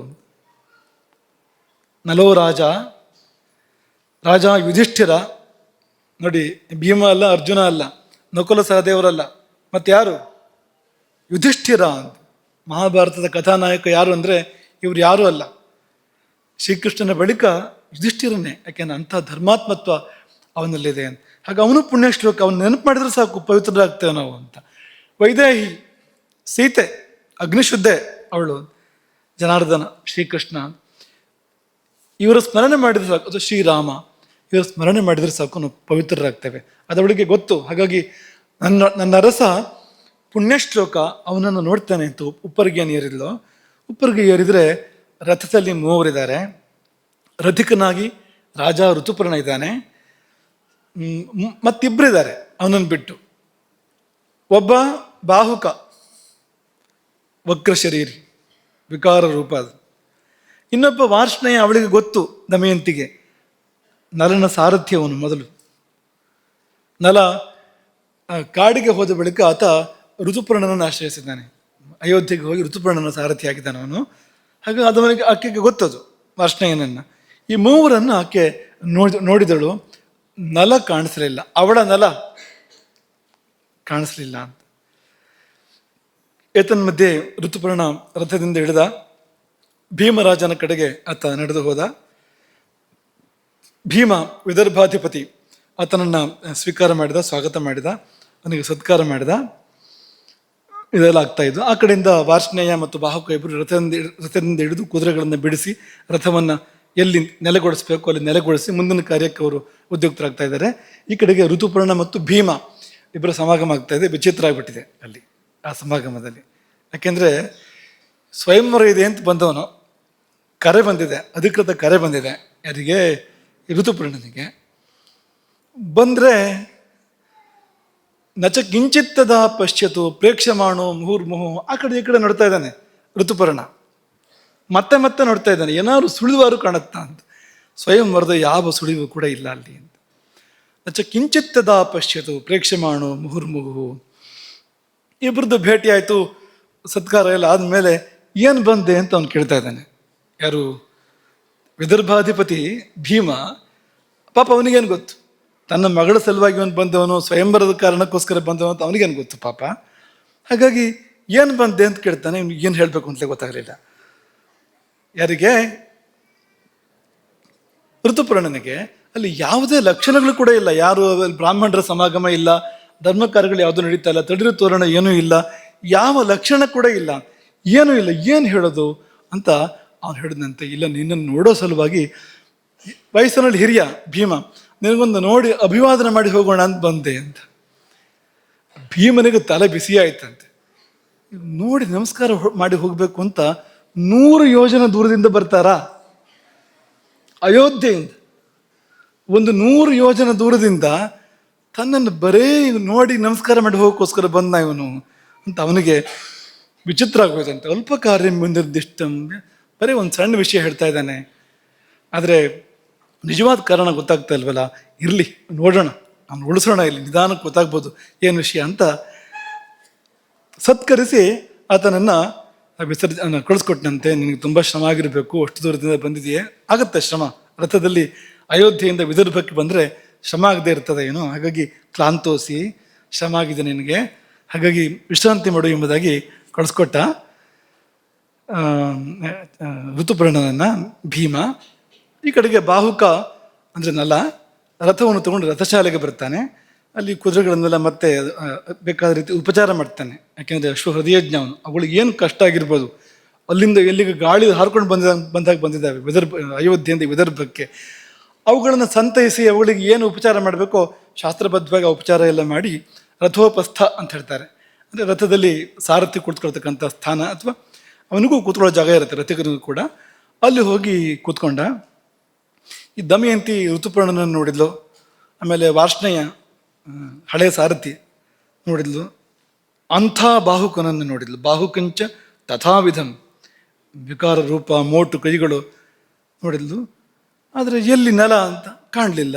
ಆದರೆ ರಥ ನಿರ್ಘೋಷ ಮಾತ್ರ ನಲನದ್ದೇ, ಸಂಶಯ ಏನೂ ಇಲ್ಲ. ನಲಸ್ಯೇವ ಮಹಾನಾಸಿ, ನಲನು ಕುದುರೆಗಳ ವಾಘೆಯನ್ನು ಹಿಡಿದಾಗ ಇಂಥ ಒಂದು ರಥಘೋಷ ಬರಬೇಕು, ಅಂಥದ್ದು ಮಹಾರಥಘೋಷ ಬಂತು, ಕಾಣ್ತಾ ಇಲ್ವಲ್ಲ ಅಂತ.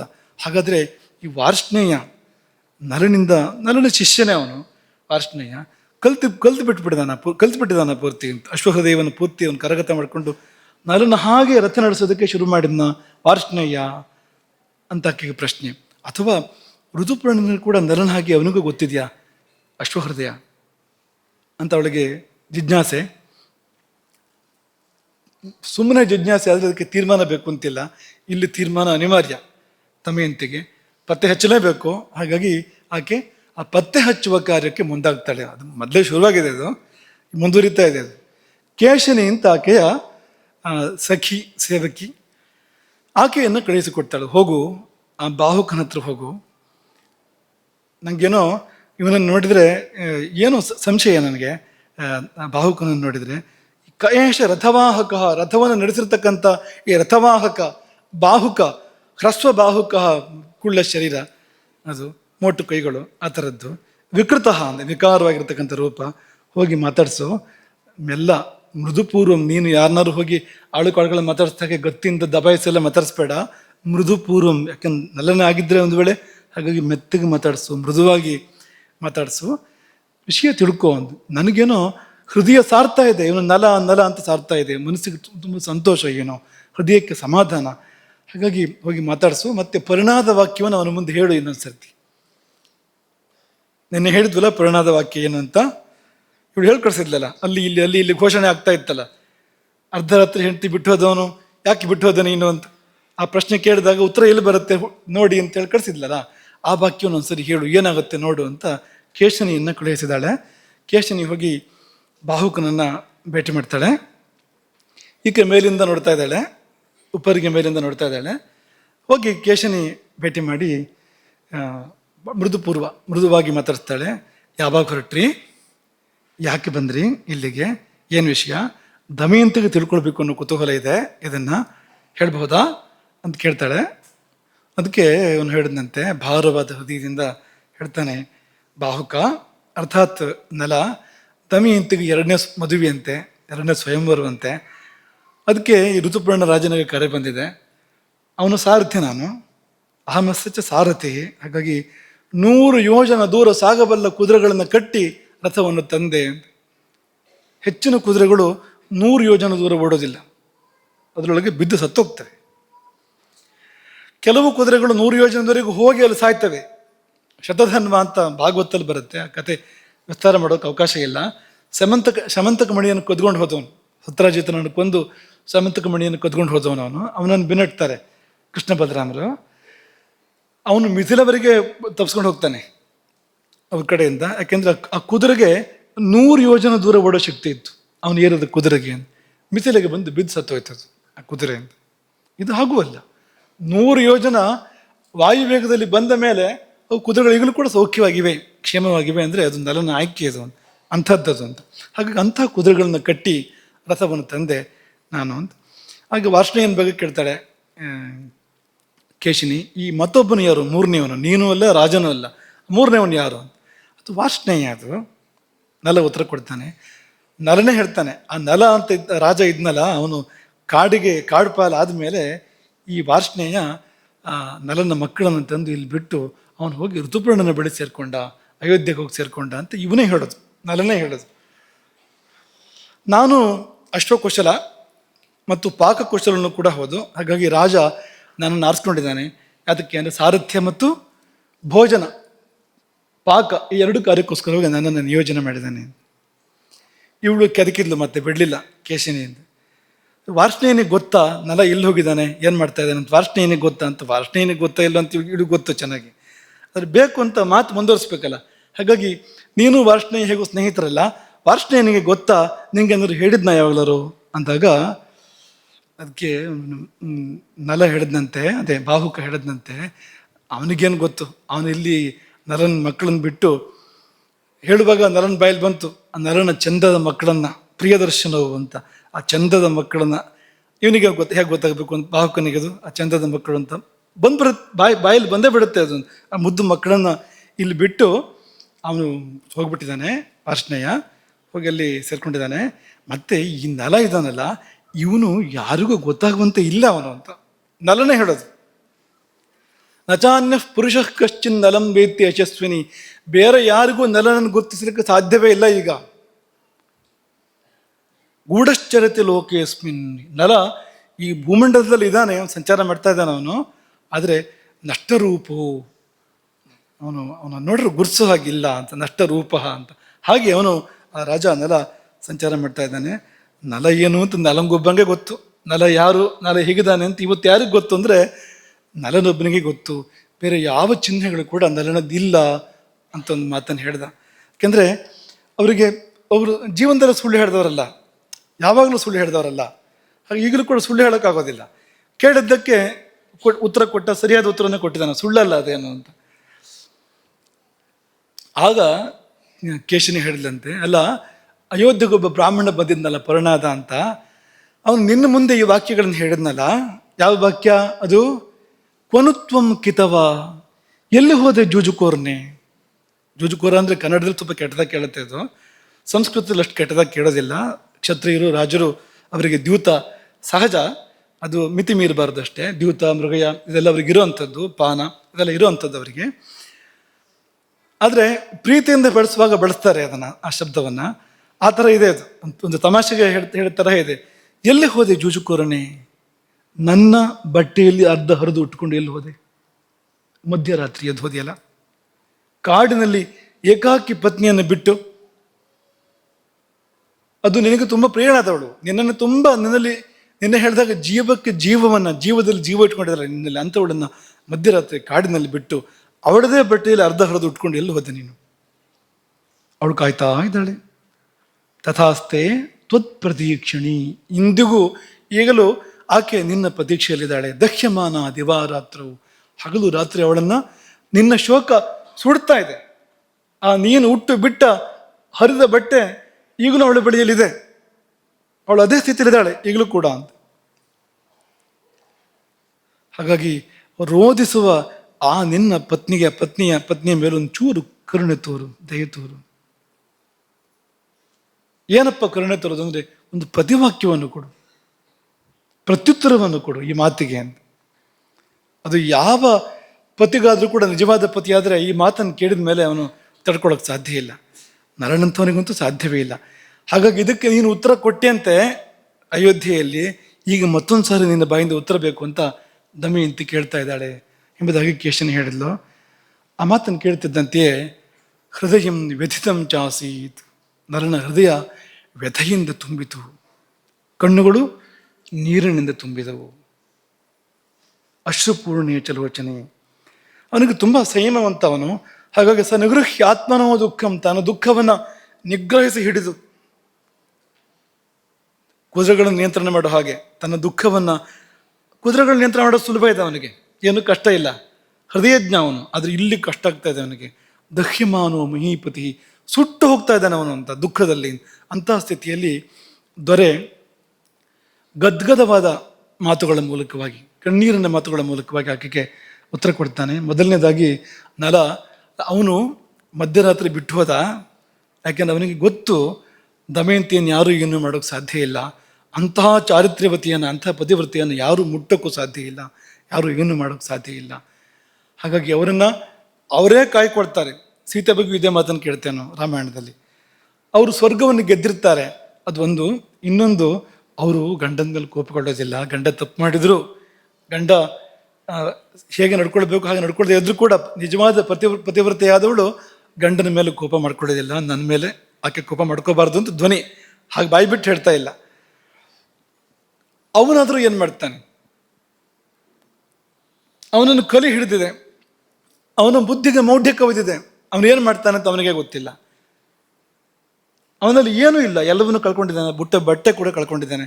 ಬುದ್ಧಿಗೆ ನಷ್ಟ ಆಗಿದೆ ಅವನದು. ಅವನು ಏನು ಮಾಡ್ತಾನೆ ಪಾಪ ಆ ಸಮಯದಲ್ಲಿ? ಏನೋ ಮಾಡಿದ್ದಾನೆ. ಅದಕ್ಕಾಗಿ ಅವನ ಮೇಲೆ ಕೋಪ ಮಾಡ್ಕೋಬಾರ್ದು ಆಕೆ ಎಂಬುದಾಗಿ ಒಂದು ಪ್ರತಿವಚನವನ್ನು ಕೊಡ್ತಾನೆ ಬಾಹುಕ ಈಗಲೂ ಕೂಡ. ಇಷ್ಟಾಗಿ ದುಃಖದ ಕಟ್ಟೆ ಒಡೆಯಿತು ನಳನಿಗೆ.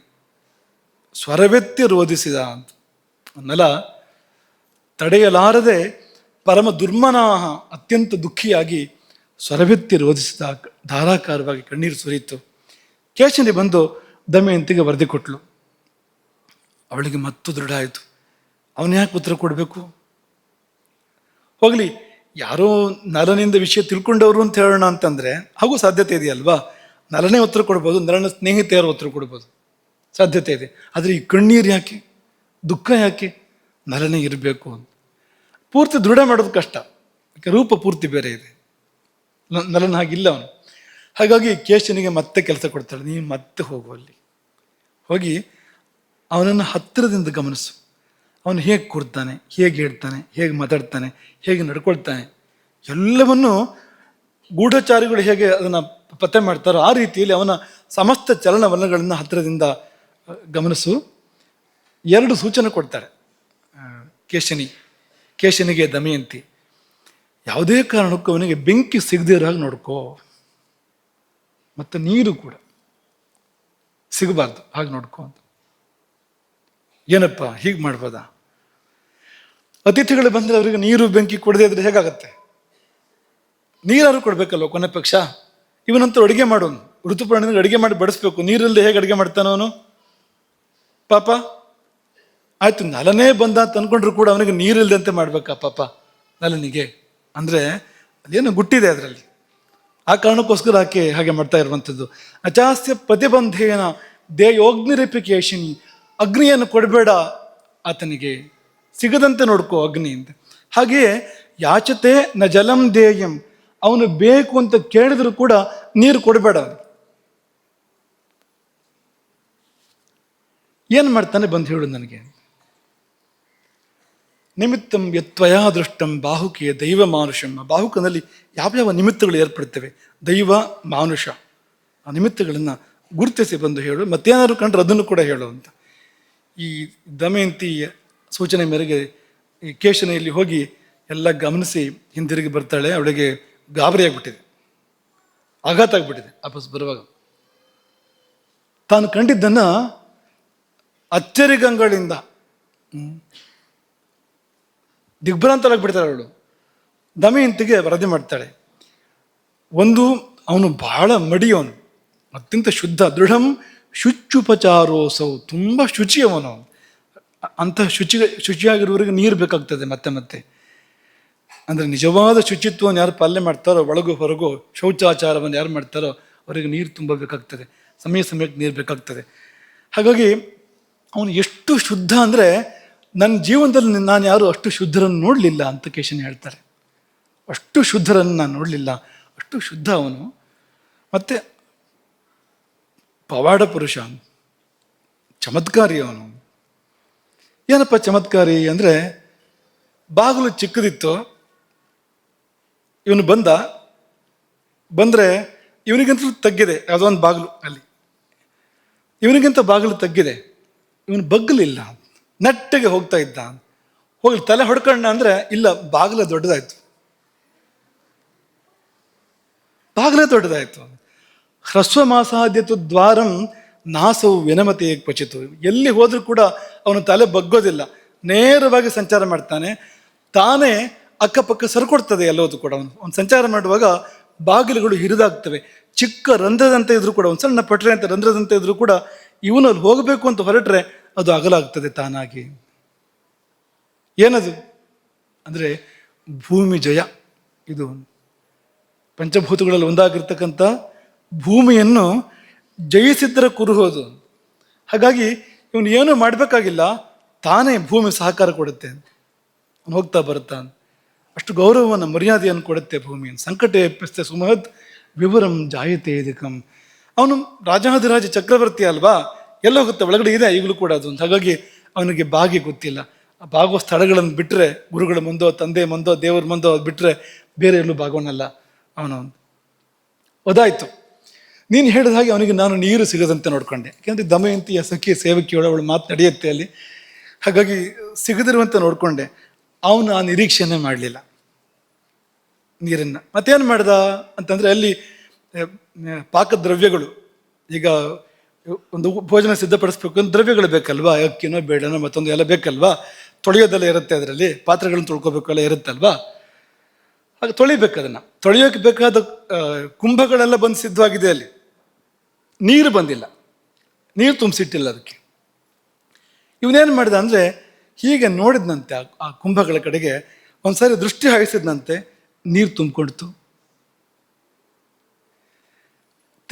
ತೇನಾವೇಕ್ಷಿತ ಕುಂಭಾ ಪೂರ್ಣ ಏವಾಭವಂಸ್ತತಃ. ಯಾವ ಯಾವ ಕುಂಭವನ್ನು ಆ ಬಾಹುಕನ ವೀಕ್ಷಿಸಿದನೋ ಅವನ ದೃಷ್ಟಿ ಬಿದ್ದಲ್ಲಿ ನೀರು ತುಂಬಿತು ತಾನೇ ತಾನಾಗಿ. ಇಂಥದ್ದೊಂದು ಆಶ್ಚರ್ಯವನ್ನು ನಾನು ನೋಡಿದೆ.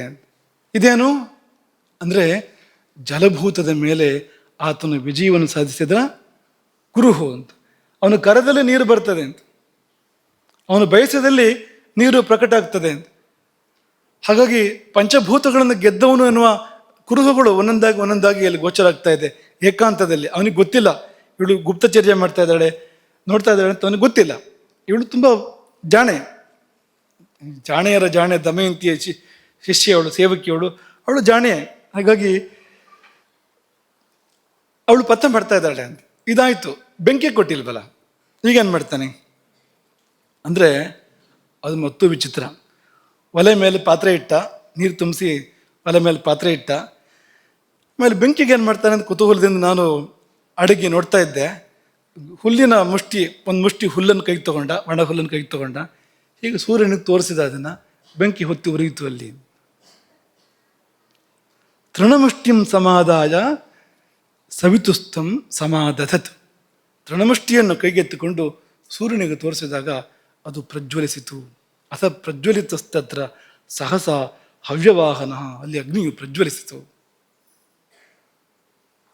ಇದು ಅಗ್ನಿಜಯ. ಅಗ್ನಿಯನ್ನು ಆಳುವವರು ಹೇಗಿರ್ತಾರೆ ಅಂದರೆ ಹೀಗಿರ್ತಾರೆ ಅಂತ.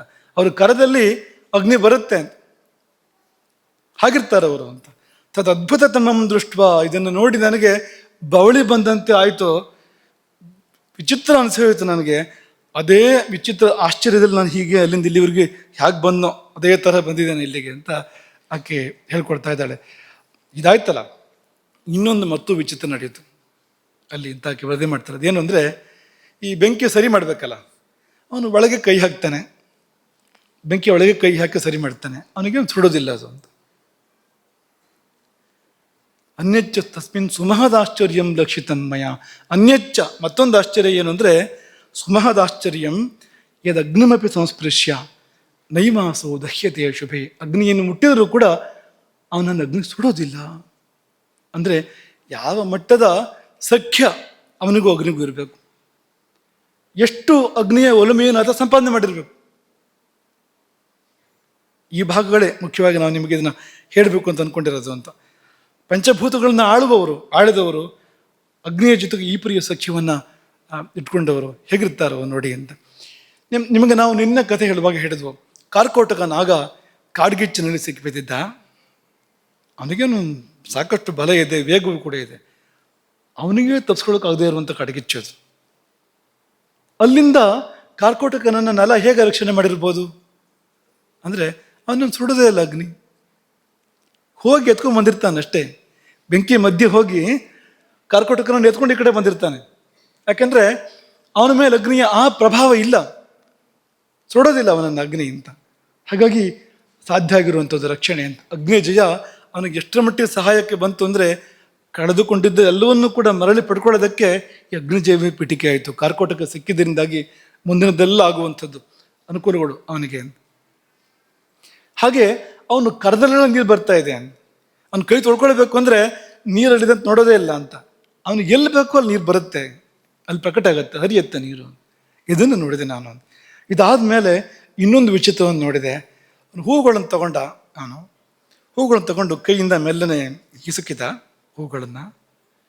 ಸಾಮಾನ್ಯವಾಗಿ ಹೂಗಳನ್ನು ತಗೊಂಡು ಹಿಸುಕಿದ್ರೆ ಏನಾಗುತ್ತೆ ಅಂದರೆ ಹೂ ಹಾಳಾಗತ್ತೆ ಅಲ್ವಾ? ಹೂವಾಗಿ ಉಳ್ಕೊಳ್ಳುತ್ತೆ. ಅದ್ರ ನಂತರ ನೀವು ಹೀಗಂದ್ರೆ ಏನಾಗತ್ತೆ? ಹೂ ತಗೊಂಡು, ಹೂ ಅಂದರೆ ಮೃದು ಅಲ್ವಾ? ಕುಸುಮ ಕೋಮಲ ಅಂತ ಹೇಳ್ತಾರಲ್ಲ, ಅಷ್ಟು ಮೃದು ಅಲ್ವಾ ಅದು? ಅದು ಇಲ್ಲ, ಹಾಗಲ್ಲ ಅಂತ. ಅವನು ಹೀಗೆ ಅದನ್ನು ಹಿಸುಕಿದಂತೆ ಅವು ಅರಳಿದವು ಹೂವುಗಳು, ಮತ್ತಷ್ಟು ಪರಿಮಳ ಭರಿತವಾದವು, ಪರಿಮಳ ಸೂಸಿದವು. ಮಹಾಪುರುಷ ಲಕ್ಷಣ ಅದು. ಒಬ್ಬ ಅಸಾಮಾನ್ಯ ಪುರುಷ ಅವನು ಅನ್ನೋದ್ರ ಕುರುಹು. ಇಂಥವನಿಗೆ ಪಾಪ ಎಂಥ ಕಷ್ಟ ಬಂತು ನೋಡಿ. ಇಂಥವನನ್ನು ಕಾಡು ಪಾಲು ಮಾಡಲಾಯಿತು ಮೋಸದಿಂದ. ಅಂದರೆ ಏನಾಗಿರ್ಬೇಕು ಆ ಪ್ರಜೆಗಳಿಗೆ ಅಂತ. ಸುಹೃದಾಂ ಶೋಕವರ್ಧನ ಅಂತ ಅಲ್ಲಿ ವರ್ಣನೆ ಮಾಡ್ತಾರೆ. ಅವನು ಕಾಡಿಗೆ ಹೋಗ್ತಾ ಇದ್ರೆ ಇಡೀ ನಗರವೇ ರೋಧಿಸಿತ್ತು. ಎಲ್ಲ ಅಷ್ಟು ವ್ಯಥೆಪಟ್ಟರು. ಇಂಥ ಅದ್ಭುತಗಳನ್ನೆಲ್ಲ ನೋಡಿ ನಾನು ಮರಳಿ ಬಂದೆ. ದಮಯಂತಿಗೆ ಇದೆಲ್ಲ ಗೊತ್ತು, ಇದೆಲ್ಲ ಅವನ ಕುರುಹುಗಳು. ಆಕೆ ನಿತ್ಯ ನೋಡಿದ ಸಂಗತಿಗಳು ಇವೆಲ್ಲವೂ ಕೂಡ. ಬೇರೆಯವರಿಗೆ ಅದ್ಭುತ ಇರ್ಬೋದು, ಅವಳಿಗೆ ನಿತ್ಯ ಚರ್ಯೆ ಅದು, ಪ್ರತಿನಿತ್ಯ ನೋಡ್ತಾಳೆ ಅವಳು ಅದನ್ನು ಅಂತ. ಹಾಗಾಗಿ ಅಮನ್ಯತ ನಲಂ ಪ್ರಾಪ್ತಂ, ನಲನೇ ಬಂದಿರಬೇಕು ಎಂಬ ಭಾವ ಅವಳಿಗೆ ಬಂತು. ಕರ್ಮಚೇಷ್ಟಾಭಿಸೋಚಿತಂ, ರೂಪ ಅದನ್ನು ವ್ಯಕ್ತಪಡಿಸ್ತಾ ಇದ್ರು ಕೂಡ ಅವನ ಕರ್ಮ, ಅವನ ಚಟುವಟಿಕೆಗಳು ಅದನ್ನೇ ಹೇಳ್ತಾ ಇದ್ದಾವೆ, ನಲ ಅನ್ನೋದನ್ನು ಹೇಳ್ತಾ ಇದ್ದಾವೆ ಅಂತ. ಸಾ ಶಂಕಮಾನ ಭರ್ತಾರಂ ನಲಂ ಬಾಹುಕ ರೂಪಿಣಂ, ತನ್ನ ಪತಿ ನಲನೇ ಬಾಹುಕ ರೂಪದಿಂದ ಬಂದಿರಬೇಕು ಎನ್ನುವ ಗಾಢ ಶಂಕೆಯಲ್ಲಿ ಅಳಿವಿನ ಮಧ್ಯೆ, ಇಂಥದ್ದಾಯ್ತು ಅವನಿಗೆ, ಇಂಥ ಪರಿಸ್ಥಿತಿ ಬಂತ ಅಂತ ಅಳಿವಿನ ಮಧ್ಯದಲ್ಲಿ ಆಕೆ ತನ್ನ ಜಾಣ್ಮೆಯನ್ನು ಮತ್ತು ಮುಂದುವರಿಸ್ತಾಳೆ. ಹಾಗೆ ಕೊನೆಗೆ ಇನ್ನೊಂದು ಕೆಲಸ ಮಾಡು, ಹೇಗಾದರೂ ಅವನ ಅಡುಗೆಯನ್ನು ಕದ್ದು ತಗೊಂಡು ಬಾ ಅಂತ. ಅವನು ಅಡುಗೆ ಮಾಡ್ತಾರೆ, ಋತುಪ್ರಾಣನಿಗೋಸ್ಕರ ಅಡುಗೆ ಮಾಡ್ತಾ ಇದ್ದಾನೆ ಅವನು. ಹಾಗಾಗಿ ಅವನಿಗೆ ಗೊತ್ತಾಗದಂತೆ ಒಂದು ತುಂಡು ಆಹಾರ ಪದಾರ್ಥ ಅವನು ತಯಾರು ಮಾಡಿ ಇಟ್ಟಿದ್ದು ಅದನ್ನು ತಗೊಂಡು ಬಾ ಅಂತ. ಪಾಪ ಅವನೇನು ಅಡುಗೆ ಆ ಕಡೆ ಈ ಕಡೆ ಕೆಲಸದಲ್ಲಿ ವ್ಯಗ್ರನಾಗಿದ್ದಾಗ ಏಕೆ ಕದ್ಕೊಂಡ್ಬಂದಂತೆ ಕೇಶನಿ. ಅಲ್ಲೋಗಿ ಅವ್ನು ತಯಾರು ಮಾಡಿ ಇಟ್ಟಿದ್ದನ್ನು ಒಂದು ತುಂಡನ್ನು ತಗೊಂಡು ಬಂದ್ಲಂತೆ ಕೇಶನಿ. ಅದನ್ನು ಸೇವಿಸಿದ ದಮಯಂತಿ ಬಿಕ್ಕಿ ಬಿಕ್ಕಿ ಹತ್ತಳು. ಯಾಕೆಂದರೆ ಸಾಶಿತ ನಲಸಿದ್ಧಸ್ಯ ಬಹುಶಃ ಪುರ ಅಂತ ಎಷ್ಟೋ ಬಾರಿ ಆಕೆ ಸೇವನೆ ಮಾಡಿದಾಳೆ. ನಲನ ಅಡುಗೆಯನ್ನು ದಮಯಂತಿ ಎಷ್ಟೋ ಬಾರಿ ಸೇವನೆ ಮಾಡಿದಾಳೆ. ಅಂದರೆ ಅವನು ಅಡುಗೆ ಮಾಡ್ತಾ ಇದ್ದ ಅಂತಾಯ್ತು, ಹೆಂಡತಿಗೂ ಕೂಡ ಮಾಡಿ ಬಿಡ್ತಾ ಇದ್ದ ಅಂತಾಯ್ತು. ಯಾರಾದರೂ ಒಂದು ವೇಳೆ ಗಂಡಂದಿರು ಅಡುಗೆ ಮಾಡಿದ್ರೆ ಅವರು ಏನು ಸಂಕೋಚ ಪಡ್ಕೊಳ್ಳೋದು ಬೇಡ. ಯಾಕೆಂದರೆ ನಲಚಕ್ರವರ್ತಿ ಕೂಡ ಅವನು ಅಡುಗೆಯನ್ನು ಸಿದ್ಧಪಡಿಸಿ ಹೆಂಡತಿಗೆ ಬಡಿಸಿದ್ದು ಉಂಟು ಅಂತ ನಮ್ಗೆ ಸಿಗುತ್ತೆ ಇಲ್ಲಿ ಕುರುಹು ಅಂತ. ಅದು ಅಡುಗೆ ಭಟ್ರ ರೂಪದಲ್ಲ. ಅವಳಿಗೆ ಬೇರೆ ಯಾರು ಹಾಗೆ ಮಾಡ್ಕೊಡೋಕ್ಕೆ ಸಾಧ್ಯವೇ ಇಲ್ಲ. ನಲ ಹೇಗೆ ಮಾಡೋಕ್ಕೆ ಸಾಧ್ಯವೋ ಹಾಗೆ ಬೇರೆ ಯಾರಿಗೂ ಮಾಡೋಕ್ಕೆ ಸಾಧ್ಯ ಇಲ್ಲ. ನಲ ಪಾಕ ಅಂತ ಹೇಳ್ತಾರಲ್ಲ, ತನ್ನ ಹೆಂಡತಿಗೆ ಸಿಗಬೇಕು ಅಂತ ಅವನು ಆಸೆ ಪಟ್ಟರೆ ತಪ್ಪೇನು ಅಂತ ಹಾಗೆ ಮಾಡಿ ಕೊಟ್ಟಿದ್ದಾನೆ, ಮಾಡಿ ತಿನ್ನಿಸಿದ್ದಾನೆ ಆಕೆಗೆ ನಲ ಅಂತ. ಅದರ ನೆನಪಾಗಿ ಆಕೆ ತುಂಬ ರೋಧಿಸಿದಳು, ತುಂಬ ವಿಕ್ಲವಳಾದಳು ಆಕೆ. ಆಮೇಲೆ ಮುಖ ತೊಳೆದು ಬಂದು ಕೇಶನಿಗೆ ಹೇಳ್ತಾಳೆ, ಈಗ ಒಂದು ಕೆಲಸ ಮಾಡು, ಈಗ ನೀ ಮಾಡತಕ್ಕದ್ದು ಏನೂ ಇಲ್ಲ. ತನ್ನಿಬ್ಬರು ಮಕ್ಕಳು ಇಂದ್ರಸೇನ ಮತ್ತು ಇಂದ್ರಸೇನ ಅಂತ ಇಬ್ಬರು ಪುಟ್ಟ ಮಕ್ಕಳು ಕರ್ಕೊಂಡೋಗಿ ಅವನ ಮುಂದೆ ಬಿಡು, ಅವನೇನು ಮಾಡ್ತಾನೆ ನೋಡು ಅಂತ. ನೋಡಿ ಪರೀಕ್ಷೆಗಳು ಹೇಗಿದೆ ಅಂತ. ಮಿಥುನಂ ಪ್ರೇಷಯ ಮಾಸ, ಆ ಜೋಡಿ ಮಕ್ಕಳನ್ನು ಕಳುಹಿಸಿಕೊಡ್ತಾಳೆ ಕೇಶಿನಿಯ ಜೊತೆಗೆ ದಮಯಂತಿ. ಕೇಶಿನಿ ತಾನು ಮೊದಲು ಮುಂದೆ ಹೋಗೋದಿಲ್ಲ, ಮಕ್ಕಳನ್ನು ಮುಂದೆ ಬಿಟ್ಟು ಹಿಂದಿಂದ ತಾನು ಬರ್ತಾಳೆ. ಆ ಮಕ್ಕಳನ್ನು ಕಂಡೊಡನೆಯೇ ನಲನಿಗೆ ತಡ್ಕೊಳಕ್ಕೆ ಸಾಧ್ಯ ಆಗಲಿಲ್ಲ. ಅಭಿಧೃತ್ಯ ಅಂತ ತಾನಿರುವಲ್ಲಿಂದ ಎದ್ದು ಧಾವಿಸಿದ ಅಂತ ಮಕ್ಕಳ ಕಡೆಗೆ. ಗಾಢವಾಗಿ ಮಕ್ಕಳನ್ನು ತಬ್ಬಿಕೊಂಡು ತನ್ನ ತೊಡೆ ಮೇಲೆ ಕೂತ್ಕೊಳ್ತಾನೆ, ತುಂಬ ದುಃಖಿಸ್ತಾನೆ. ಆಗ ಇವಳನ್ನು ನೋಡ್ದ, ಯಾರನ್ನ ಕೇಶನಿಯನ್ನು ನೋಡಿದ ಆ ದುಃಖದ ಮಧ್ಯದಲ್ಲಿ. ಓಹೋ, ಇದು ಗೊತ್ತಾಗ್ಬಿಡುತ್ತೆ ಅಂತ. ಈ ಮಕ್ಕಳನ್ನು ತಬ್ಕೊಂಡು ನೋಡೋಕೆ ಶುರು ಮಾಡಿದ್ರೆ ಯಾಕೆ ಅಂತ ಸಂಶಯ ಬಂದ್ಬಿಡುತ್ತಲ್ವ ಅಂತ ಅವಳಿಗೊಂದು ಸಮಜಾಯಿಸಿ ಕೊಟ್ಟನಂತೆ. ಹೇಗೋ ಕಷ್ಟಪಟ್ಟು ಅಳುವನ್ನು ತಡ್ಕೊಂಡು ಆಕೆಗೆ ಒಂದು ವಿವರಣೆ ಕೊಟ್ಟನಂತೆ. ನನ್ನ ಮಕ್ಕಳು ಹೀಗೆ ಇದ್ದಾರೆ, ಇದೇ ಥರದ ಮಕ್ಕಳು ನನಗೆ ಎಂಬುದಾಗಿ ಅವಳಿಗೇನು ಗೊತ್ತಿಲ್ಲ ಅಂತಲ್ಲ, ಇವನು ಮುಚ್ಕೊಳ್ಳೋಕೆ ಪ್ರಯತ್ನ ಮಾಡೋದು ನಳ ಅಂತ ಸಮಜಾಯಿಸಿ ಕೊಟ್ಟು ಅವನಿಗೀಗ ತಲೆಬಿಸಿ ಆಗ್ಬಿಟ್ಟಿದೆ. ಈ ಕೇಶನಿ ಪದೇ ಪದೇ ಬಂದು ಒಟ್ಟಿಯವಳು ನನ್ನ ಪೂರ್ತಿ ಗುಟ್ಟು ರಟ್ಟು ಮಾಡ್ತಾಳೆ ಅಂತ. ನೀನು ಬರಬೇಡ ಈ ಕಡೆಗೆ, ನೀವು ಹೋಗು, ನೀನು ಜನ ಏನು ತಿಳ್ಕೊಳ್ತಾರೆ ನೀನು ಪದೇ ಪದೇ ಬಂದ್ರೆ ನೀ ಇಲ್ಲಿ, ಅದು ಬೇರೆ ಅಂತ. ಶಂಕೇತ ದೋಷತಃ, ಜನರು ತಪ್ಪು ತಿಳ್ಕೊಳ್ತಾರೆ, ನೀವು ಮೊದಲು ಹೋಗು ಇಲ್ಲಿಂದ ಅಂತ ಕೇಶನಿಗೆ ಹೇಳಲ್ಲಂತೆ. ಕೇಶನಿ ಬಂದು ಇದನ್ನು ದಮಯಂತಿಗೆ ಹೇಳ್ತಾಳೆ. ದಮಯಂತಿಗೆ ಖಚಿತ ಆಯಿತು, ಅದು ನಳ ಅಂತ ರೂಪವೊಂದನ್ನು ಬಿಟ್ಟು ಖಚಿತ ಆಯಿತು. ಆಕೆ ತನ್ನ ತಾಯಿ ಬಳಿ ಹೋಗಿ ದಮಯಂತಿ ಹೇಳ್ತಾಳೆ, ನಲಶಂಕ ಸಮುತ್ಸುಕ, ತುಂಬ ವಿಚಲಿತಳಾಗಿದ್ದಾಳೆ ದಮಯಂತಿ. ಅದು ಏನು ಅಂತ ಅರ್ಥ ಆಗ್ತಾ ಇಲ್ಲ ಅಂತ ಸ್ಥಿತಿಲಿದ್ದಾಳೆ. ಆಕೆ ತಾಯಿಯಲ್ಲಿ ಹೇಳ್ತಾಳೆ, ಬಾಹುಕನನ್ನು ಬಹು ರೀತಿಯಲ್ಲಿ ಪರೀಕ್ಷೆ ಮಾಡಿದೆ ನಾನು, ಎಲ್ಲ ರೀತಿಯಿಂದಲೂ ಅವನು ನಲ ಅಂತ ನನಗೆ ದೃಢ ಆಗಿದೆ. ಒಂದು ಮಾತ್ರ ಅರ್ಥ ಆಗ್ತಾ ಇಲ್ಲ, ಈ ರೂಪ ಹೇಗೆ, ಈ ರೂಪ ಏಕೆ, ನಲನ ರೂಪ ಕಾಣ್ತಾ ಇಲ್ಲ ಅಲ್ಲಿ, ಅದೊಂದು ಬಿಟ್ಟು ಮತ್ತೆಲ್ಲ ನನಗೆ ದೃಢ ಆಗಿದೆ. ನಾನೇ ಹೋಗಿ ಮಾತಾಡಬೇಕು ಇನ್ನು ಆತನಲ್ಲಿ, ಅನುಮತಿ ಕೊಡು. ಒಂದೋ ನಲ ಇಲ್ಲಿಗೆ ಬರಬೇಕು, ಅಥವಾ ನಾನೇ, ಅಥವಾ ಬಾಹುಕ ಇಲ್ಲಿಗೆ ಬರಬೇಕು, ಅಥವಾ ನಾನೇ ಅವನ ನಿರ್ವಲಿಗೆ ಹೋಗಬೇಕು. ಎರಡರಲ್ಲಿ ಒಂದಿಗೆ ಆಗಬೇಕೀಗ, ನಾನು ಹೋಗಿ ಮಾತಾಡಬೇಕು, ನನಗೆ ಅನುಮತಿ ಕೊಡು ಅಂತ. ಅವತ್ತಿನ ಕಾಲ ಹೇಗಿತ್ತು ಅಂದರೆ, ಹಾಗೆ ಕುಲಸ್ತ್ರೀಯರು ಹೋಗಿ ಯಾರೋ ಪರಪುರುಷನಲ್ಲಿ ಮಾತಾಡುವಂತೆ ಇರಲಿಲ್ಲ. ಒಂದು ಚೌಕಟ್ಟಿನ ಒಳಗೆ ಇರ್ತಾ ಇದ್ರು ಅಂತ. ಹಾಗಾಗಿ ವ್ಯವಸ್ಥೆಗಳು ತುಂಬ ಚೆನ್ನಾಗಿದ್ವು. ಇವತ್ತಿನ ಹದಗೆಟ್ಟಿರಲಿಲ್ಲ ಅವತ್ತು. ಇವತ್ತು ಆ ಚೌಕಟ್ಟು ಇಲ್ಲದೇ ಇದ್ರಿಂದ ಎಲ್ಲ ಅಸ್ತವ್ಯಸ್ತ, ಏನೇನೋ ಆಗ್ತಾ ಇದೆ. ಆಗಬಾರದ್ದೆಲ್ಲ ಇವತ್ತು ಆಗ್ತಾ ಇರೋದನ್ನು ಕಾಣ್ತೇವೆ ನಾವು.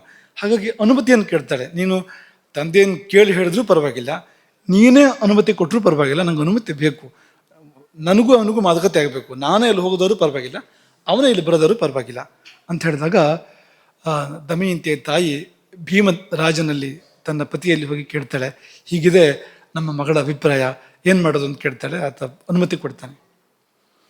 ಅನುಮತಿ ಕೊಟ್ಟಾಗ ತಂದೆ ತಾಯಿ ಇಬ್ಬರು ಅನುಮತಿ ಕೊಟ್ಟಿದ್ದಾರೆ. ನೋಡಿ ಎಷ್ಟು ಚೆನ್ನಾಗಿತ್ತು ಆ ವ್ಯವಸ್ಥೆ ನೋಡಿ ಅಂತ. ಅದು ಅವರಿಗೆ ಒಳ್ಳೆಯದು. ಹಾಗಿರುವಂಥದ್ದು ಹೆಣ್ಮಕ್ಳಿಗೆ ತುಂಬ ಒಳ್ಳೆಯದು ಅಂತ. ಇಲ್ದಿದ್ರೆ ತೊಂದರೆಗಳು ಬರೋದು ಅವರಿಗೇನೆ, ಜೀವನ ಅಸ್ತವ್ಯಸ್ತ ಆಗೋದು ಅವರಿದ್ದೇನೆ. ಆ ಒಂದು ಚೌಕಟ್ಟು ಬೇಲಿ ಇಲ್ಲದೆ ಇದ್ದಾಗ ಅನಾಹುತಗಳಾಗ್ತವೆ. ಅನುಜ್ಞೆ ಸಿಕ್ಕಿತು. ಕೇಶನಿಗೆ ದಮಯಂತಿ ಸೂಚನೆ ಕೊಡ್ತಾಳೆ, ಹೋಗಿ ಹೇಳು ಬಾಹುಕನಿಗೆ ಭೀಮರಾಜನ ಅಪ್ಪಣೆಯಾಗಿದೆ, ಬರಬೇಕಂತೆ, ಎಲ್ಲಿಗೆ, ದಮಯಂತಿಯ ಭವನಕ್ಕೆ ಬರಬೇಕಂತೆ ಅಂತ ಹೋಗಿ ಹೇಳು, ಹೇಳಿ ಕರ್ಕೊಂಡು ಬಾ ಬಾಹುಕನನ್ನು. ಆಕೆ ಹೋಗಿ ಬಾಹುಕನಿಗೆ ಹೋಗಿ ಹೇಳ್ತಾಳೆ, ಕೇಶನಿ ಮತ್ತ್ಯಾಕೆ ಬಂದ ನೀನು ಅಂತ. ಅವನಿಗೆ ಪಾಪ ಬಾಹುಕನಿಗೆ ನರನಿಗೆ ತಾಪತ್ರೆ ಆಗಿಬಿಟ್ಟಿದೆ ಈ ಕೇಶನಿಯ ಸಹವಾಸ. ಆಕೆ ಹೇಳಿದಂತೆ, ನಾನಾಗಿ ಬರಲಿಲ್ಲ, ರಾಜಾಜ್ಞೆ ಆಗಿದೆ, ಭೀಮರಾಜರ ಅಪ್ಪಣೆ ಆಗಿದೆ, ನೀನು ಬರ್ಬೇಕಂತೆ ಅಲ್ಲಿಗೆ ಅಂತ ಅಂದಾಗ ಸುಮ್ಮನೆ ಕೂತ್ಬಿಟ್ಟಂತೆ ಬಾಹುಕ. ಸುಮಾರು ಹೊತ್ತು ಯೋಚನೆ ಮಾಡ್ತಾ ಕೂತ. ಅಂದು ಏನು ಮಾಡಲಿ, ಹೋಗ್ಲೋ ಬಿಡ್ಲೋ. ಹೋದರೆ ದಮಯಂತಿಯನ್ನು ಎದುರಿಸ್ಬೇಕಾಗ್ಬೋದು, ಮುಖಾಮುಖಿ ಆಗ್ಬೋದು, ಅಲ್ಲಿ ಎಷ್ಟು ಮುಚ್ಚಿಟ್ಕೊಳಕ್ಕಾಗುತ್ತೋ ಎಲ್ಲ ಗೊತ್ತಿಲ್ಲ ಇನ್ನು ಮುಂದೆ ಅಂತ. ಹಾಗಾಗಿ ಏನು ಮಾಡಲಿ ಅಂತ ಯೋಚನೆ ಮಾಡಿ ಕೊನೆಗೆ ಗಟ್ಟಿಯಾಗಿ ಮನಸ್ಸನ್ನು ಮಾಡಿ ಕೇಶಿನಿಯ ಜೊತೆಯಲ್ಲಿ ದಮಯಂತಿಯ ಮನೆಯನ್ನು ಪ್ರವೇಶ ಮಾಡ್ತಾನೆ. ದಮಯಂತಿಯನ್ನು ನೋಡ್ತಾ ಇದ್ದಾಗೆ ಅವನು ಕರಗಿ ಧಾರಾಕಾರವಾಗಿ ಕಣ್ಣೀರಿಡ್ತಾನೆ. ನಲ ತಾಮಸ್ಮ ದೃಷ್ಟ್ವೈವ ಸಹಸ ದಮಯಂತೀಂ ನಲೋ ನೃಪಃ ಆವಿಷ್ಟ ಶೋಕ ದುಃಖಾಭ್ಯಾಂ ಬಭೂವ ಅಶ್ರು ಪರಿಪ್ಲುತಃ. ಕಣ್ಣೀರಲ್ಲಿ ನೆನೆದು ಹೋದ, ಕಣ್ಣೀರ ಧಾರೆ ಹರಿಯಿತು. ಅದು ಆಕೆಗೂ ಹಾಗೆ ಆಯಿತು, ದಮಯಂತಿಗೂ ಹಾಗೆ ಆಯಿತು. ಆಕೆಗೂ ಕೂಡ ತೀವ್ರ ಶೋಕ ಸಮಾವಿಷ್ಟ, ಅತಿಶಯ ಶೋಕ ಆಕೆಯನ್ನು ಆವರಿಸ್ತು. ಈ ನಲ ನೋಡ್ತಾನೆ ದಮಯಂತಿಯನ್ನು. ಕಾವಿ ಹುಟ್ಟಿದಾಳೆ ದಮಯಂತಿ, ಕಾಷಾಯ ವಸನ ಅಂತ, ಜಟಿಲ ಅಂತ, ಜಡೆಯನ್ನು ಬಿಡಿಸಿಲ್ಲ ಅಂತ, ಕೂದಲು ಜಡೆಗಟ್ಟಿದೆ ಅಂತ. ಯಾಕಂದರೆ ಗಂಡ ಬಂದು ಬಿಡಿಸ್ಬೇಕು ಅದನ್ನು, ಅಲ್ಲಿ ತನಕ ಅವ್ರು ಬಿಡಿಸ್ಕೊಳ್ಳೋ ಹಾಗಿಲ್ಲ ಗಂಡ ದೂರ ಇದ್ದಾಗ ಅಂತ. ಹಾಗೆ ಜಡೆಗಟ್ಟಿದೆ ಕೂದಲು. ಮಲಪಂಕಿನಿ, ಮೈ ದೇಹದ ಕಡೆ ಗಮನ ಇಲ್ಲ, ಆ ಮೊದಲಿನ ದಮಯಂತಿ ಅಲ್ಲ ಅದು. ಹಾಗಾಗಿ ಆ ಥರ ಧೂಳಿ ಧೂಸರಿದ್ದ ಶರೀರ, ಏನು ಗಮನ ಇಲ್ಲ ಆ ಕಡೆಗೆ, ಅಂಥ ಸ್ಥಿತಿಯಲ್ಲಿ ಆಕೆ ಇದ್ದಾಳೆ. ಅದೇ ಹೇಳುತ್ತೆ ಕಥೆಯನ್ನ ಅಂತ. ಅವು ಯಾಕೆ ಅಲಂಕಾರ ಮಾಡ್ಕೋತಾ ಇಲ್ಲ, ಯಾಕೆ ದೇಹ ಶುದ್ಧಿ ಮಾಡ್ಕೋತಾ ಇಲ್ಲ ಅಂದರೆ ಯಾರಿಗಾಗಿ ಮಾಡಬೇಕು, ನಾವು ತಮಾಷೆ ಮಾಡ್ತಾ ಇರ್ತೇವೆ ಕೆಲವು ಸರ್ತಿ. ಈಗ ಏನಾಗಿದೆ ಅಂದರೆ, ಸಾಮಾನ್ಯವಾಗಿ ಯಾರನ್ನೂ ದೂಷಿಸ್ತಾ ಇರೋದಲ್ಲ, ಪರಿಪಾಟಿ ಹೇಗೆ ಬಂದಿದೆ ಅಂದರೆ, ಮನೆಯಲ್ಲಿ ಯಾವುದೇ ಅಲಂಕಾರ ಇಲ್ಲದೆ ಇರ್ತಾರೆ, ಹೊರಗಡೆ ಹೋಗ್ಬೇಕಾದ್ರೆ ಅಲಂಕಾರಗಳು, ಪೇಟೆ ಹೋಗ್ಬೇಕಾದ್ರೆ ಅಲಂಕಾರಗಳು. ಅಂದರೆ ಈ ಪತಿಯ ಜೊತೆಗಿರೋ ಸಮಯದಲ್ಲಿ ಯಾವುದೇ ಅಲಂಕಾರ ಇಲ್ಲ ಅಥವಾ ಯಾವುದೂ ಇಲ್ಲ. ಆದರೆ ಹೊರಗಡೆ ಪೇಟೆಗೆ ಹೋಗೋ ಹೊತ್ತಿಗೆ ಅಲಂಕಾರ ಅನ್ನೋದು ಅದೊಂದು ವಿಪರ್ಯಾಸ. ಅದೊಂದು ಈ ಕಾಲಕ್ಕೆ ಈ ಆ ಸೀತೆ ಕಾಡಿಗೆ ಹೋಗ್ಬೇಕಾದ್ರೆ ಅಲಂಕಾರ ಮಾಡ್ಕೊಂಡು ಹೋದ್ಲು ಅಂತ. ಯಾಕಂದರೆ ಪತಿ ಜೊತೆಗಿದ್ದಾನಲ್ಲ, ಪತಿಯ ಸಲುವಾಗಿ ಇದು ಅಂತ. ಆದರೆ ಇದು ತುಂಬ ಹಿಂದೆ ಮುಂದೆ ಆಗಿಬಿಟ್ಟಿದೆ ಇವತ್ತು. ಯಾಕೆ ಅಂತ ಯೋಚನೆ ಮಾಡಿದ್ರಿಗೆ ತಲೆಬಿಸಿ ಆಗಬೇಕು ಅಂತ ಆ ಥರ ಇದೆ ಅಂತ. ಇದನ್ನು ಬಿಡಿಸೋಕೆ ಹೋದರೆ ತಲೆಬಿಸಿ ಆಗೋ ಥರ ಇದೆ ಇದು ಅಂತ. ಇರಲಿ, ಆಗಲೂ ಕೂಡ ರೂಪ ಬೇರೆ ಇರೋದ್ರಿಂದ ನನ್ನ ಪತಿಯನ್ನು ಸಂಬೋಧನೆ ಮಾಡೋದಿಲ್ಲ ದಮಯಂತಿ. ಅವಳು ಹೀಗೆ ಕೇಳ್ತಾಳೆ, ಬಾಹುಕ, ನೀನು ಅವನನ್ನು ನೋಡಿದೀಯಾ? ಆ ಧರ್ಮಜ್ಞನನ್ನು ನೋಡಿದೀಯಾ ಅಂತ. ಯಾರನ್ನ ಅಂದರೆ ರಾತ್ರಿ ಪತ್ನಿಯನ್ನು ಬಿಟ್ಟು ಹೋದವನು, ಗಾಢ ನಿದ್ರೆಯಲ್ಲಿದ್ದಂಥ ಪತ್ನಿಯನ್ನು ಮಧ್ಯರಾತ್ರಿ ಬಿಟ್ಟು ಹೋದವನನ್ನು ನೀನು ನೋಡಿದ್ಯಾ? ಅವಳದೇನು ತಪ್ಪಿರಲಿಲ್ಲ ಪಾಪ. ಕಾಡು ಬೇರೆ, ಶ್ರಮದಿಂದಾಗಿ ನಿದ್ದೆ ಬಂದಿದೆ. ಯಾರು ತಾನು ಬಿಟ್ಟು ಹೋಗ್ತಾರೆ ಅಂಥ ಪತ್ನಿಯನ್ನು, ನಲನೊಬ್ಬನನ್ನು ಬಿಟ್ಟು? ನಲನೊಬ್ಬನನ್ನು ಹೊರತುಪಡಿಸಿ ಆ ಸ್ಥಿತಿಯಲ್ಲಿ ಸತಿಯನ್ನು ಬಿಟ್ಟು ಹೋಗೋರು ಯಾರು ಅಂತ ಕೇಳ್ತಾಳೆ. ಮಾತ್ರ ಅಲ್ಲ, ನಾನು ಏನು ಅಪರಾಧ ಮಾಡಿದ್ದೆ? ಕಿಮುತಸ್ಯ ಮಯ ಬಾಲ್ಯಾದ ಅಪರಾಧಂ ಮಹೀಪತೆಗೆ. ಅವನಿಗೆ ನನ್ನಿಂದ ಅದು ತಪ್ಪಾದರೂ ಏನು? ಈಗಲ್ಲ, ಚಿಕ್ಕ ವಯಸ್ಸಿಂದ ಆರಂಭ ಮಾಡಿ ಎಂದಾದರೂ ನನ್ನಿಂದ ಏನಾದರೂ ತಪ್ಪಾಯ್ತಾ? ಯಾಕೆಂದ ನಾನು ಬಿಟ್ಟು ಹೋದ? ದೇವತೆಗಳನ್ನು ಬಿಟ್ಟು ನಾನು ಅವನನ್ನು ಬರೆಸಿದ್ದೆ. ಮನಸ್ಸು ಮಾಡಿದರೆ ಇಂದ್ರನನ್ನೋ ಅಥವಾ ಯಮನನ್ನೋ ಬರೆಸ್ಬೋದಾಗಿತ್ತು. ನಾನು ಬಿಟ್ಟು ಆತನನ್ನು ಬರೆಸಿದ್ದೆ. ಮಕ್ಕಳಿವೆ, 2 ಮುದ್ದಾದ ಮಕ್ಕಳಿವೆ. ಇಂಥವಳನ್ನು ಬಿಟ್ಟು ಹೋದ್ನಲ್ಲ ಅವನು. ಅದು ಕೂಡ ಪಾಣಿಗ್ರಹಣ ಅಗ್ನಿಸಾಕ್ಷಿಯಾಗಿ ಮಾಡಿ, ಎಂದೂ ನಿನ್ನನ್ನು ಬಿಟ್ಟಿರಲಾರೆ, ರಕ್ಷಣೆ ಮಾಡ್ತೇನೆ ಎನ್ನುವಂಥ ವಚನ ಕೊಟ್ಟು ಎಲ್ಲಿ ಹೋಯಿತು ವಾಕ್ಯ ಅದು ಎಂಬುದಾಗಿ ಬಾಹುಕನನ್ನು ಕೇಳ್ತಾಳೆ ದಮಯಂತಿ. ತುಂಬ ಕಣ್ಣೀರು ಸುರಿಸ್ತಾಳೆ. ಅವನು ಕಣ್ಣೀರು ಸುರಿಸ್ತಾನೆ, ನಲನು ಕಣ್ಣೀರು ಸುರಿಸ್ತಾನೆ. ಕಣ್ಣು ಕೊನೆ ಕೆಂಪಾಗಿದೆ ನಲನದ್ದು. ಅತೀವ ಕೃಷ್ಣತಾರಾಭ್ಯಾಂ ರಕ್ತಾಂತಾಭ್ಯಾಂ ಚಲಂತತು. ಅವನು ಹಾಗೆ ಹೇಳ್ತಾನೆ, ನಾನೇ ನಲ. ನಲ ಇನ್ನೇನು ಮುಚ್ಚಿಡೋಕ್ಕೆ ಜಾಗ ಇಲ್ಲ. ಯಾಕೆಂದರೆ ಹೆಂಡತಿ ಮುಂದೆ ಯಾವುದನ್ನೂ ಮುಚ್ಚಿಡಬಾರ್ದು ಅಂತಲೇ ಶಾಸ್ತ್ರ ಇರುವಂಥದ್ದು. ಗಂಡ ಹೆಂಡತಿ ಮಧ್ಯದಲ್ಲಿ ಹಾಗೇನು ಮಾಡುವಂಥ ಸಂದರ್ಭ ಏನು ಇಲ್ವಲ್ಲ ಅಂತ. ಅದು ಅವರಿಗೆ ಸಂಬಂಧಪಟ್ಟ ವಿಚಾರ ಆದಾಗಂತೂ ಮುಚ್ಚಿಡಬಾರ್ದಲ್ಲ. ಹಾಗಾಗಿ ನಲೋಹಂ ವಿಫಲ ಶ್ರೋಣಿ, ನಾನೇ ಅವನು, ನಿನ್ನನ್ನು ಬಿಟ್ಟು ಹೋದವನು. ಆದರೆ ನಾನಾಗಿ ನಿನ್ನನ್ನು ಬಿಟ್ಟು ಹೋಗಲಿಲ್ಲ. ಕಲಿ ತಂದ ಕೇಡು ಅದು, ಕಲಿ ಕೆಡಿಸಿದ್ದದು, ನನ್ನೊಳಗೆ ಹೊಕ್ಕ ಕಲಿ ಮಾಡಿಸಿದ್ದು ಅದು. ರಾಜ್ಯ ಕಳ್ಕೊಂಡೆ, ನಾನು ಕಳ್ಕೊಂಡಿದ್ದೆಲ್ಲ ಕಲಿ ಮಾಡಿಸಿದ್ದದು. ನಿನ್ನನ್ನು ಬಿಟ್ಟೆ, ನಾನು ಬಿಟ್ಟಿದ್ದೆಲ್ಲ ಕಲಿ ಬಿಡಿಸಿದ್ದದು. ಈಗ ಕಲಿಗೆ ತಕ್ಕ ಶಾಸ್ತಿಯಾಗಿದೆ. ಕಲಿ ನನ್ನನ್ನು ಬಿಟ್ಟು ಹೋಗಿದ್ದಾನೆ. ಯಾಕೆ ಬಿಟ್ಟು ಹೋಗಿದ್ದಾನೆ ಅಂದರೆ 3 ಅಗ್ನಿಗಳು ಸುಟ್ಟವು ಕಲಿಯನ್ನು. ನನ್ನೊಳಗೆ 3 ಕಡೆಯಿಂದ ಅಗ್ನಿಗಳು ಸುಟ್ಟು ಅವನನ್ನು.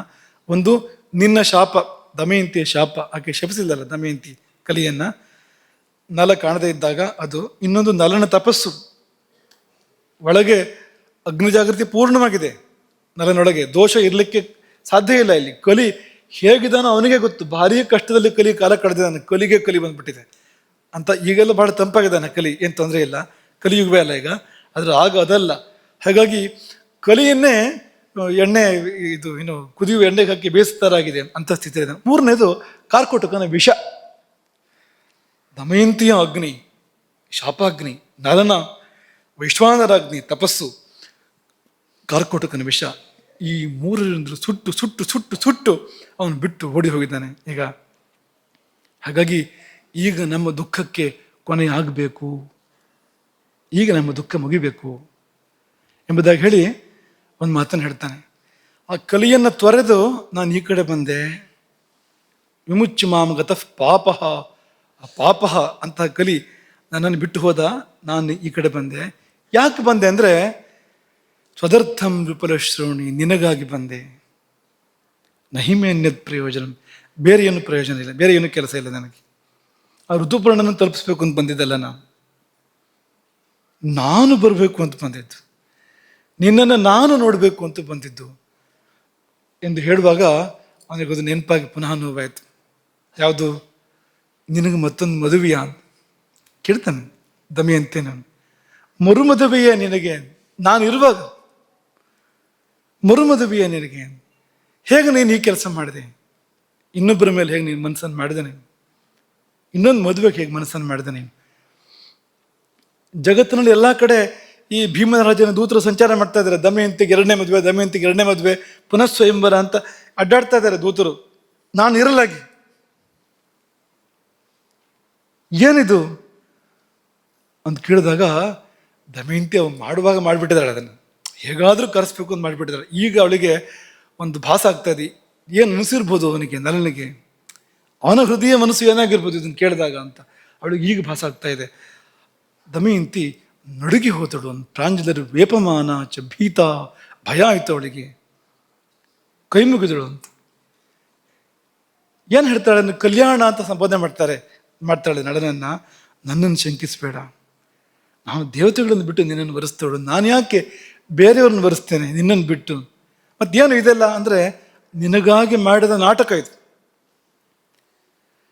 ನನ್ನ ವಚನಕ್ಕೆ ನಿನ್ನ ಪ್ರತಿವಚನ ಬಂತು ಅಯೋಧ್ಯೆಯಿಂದ, ಅದರ ರೂಪ ಬೇರೆ ಇತ್ತು.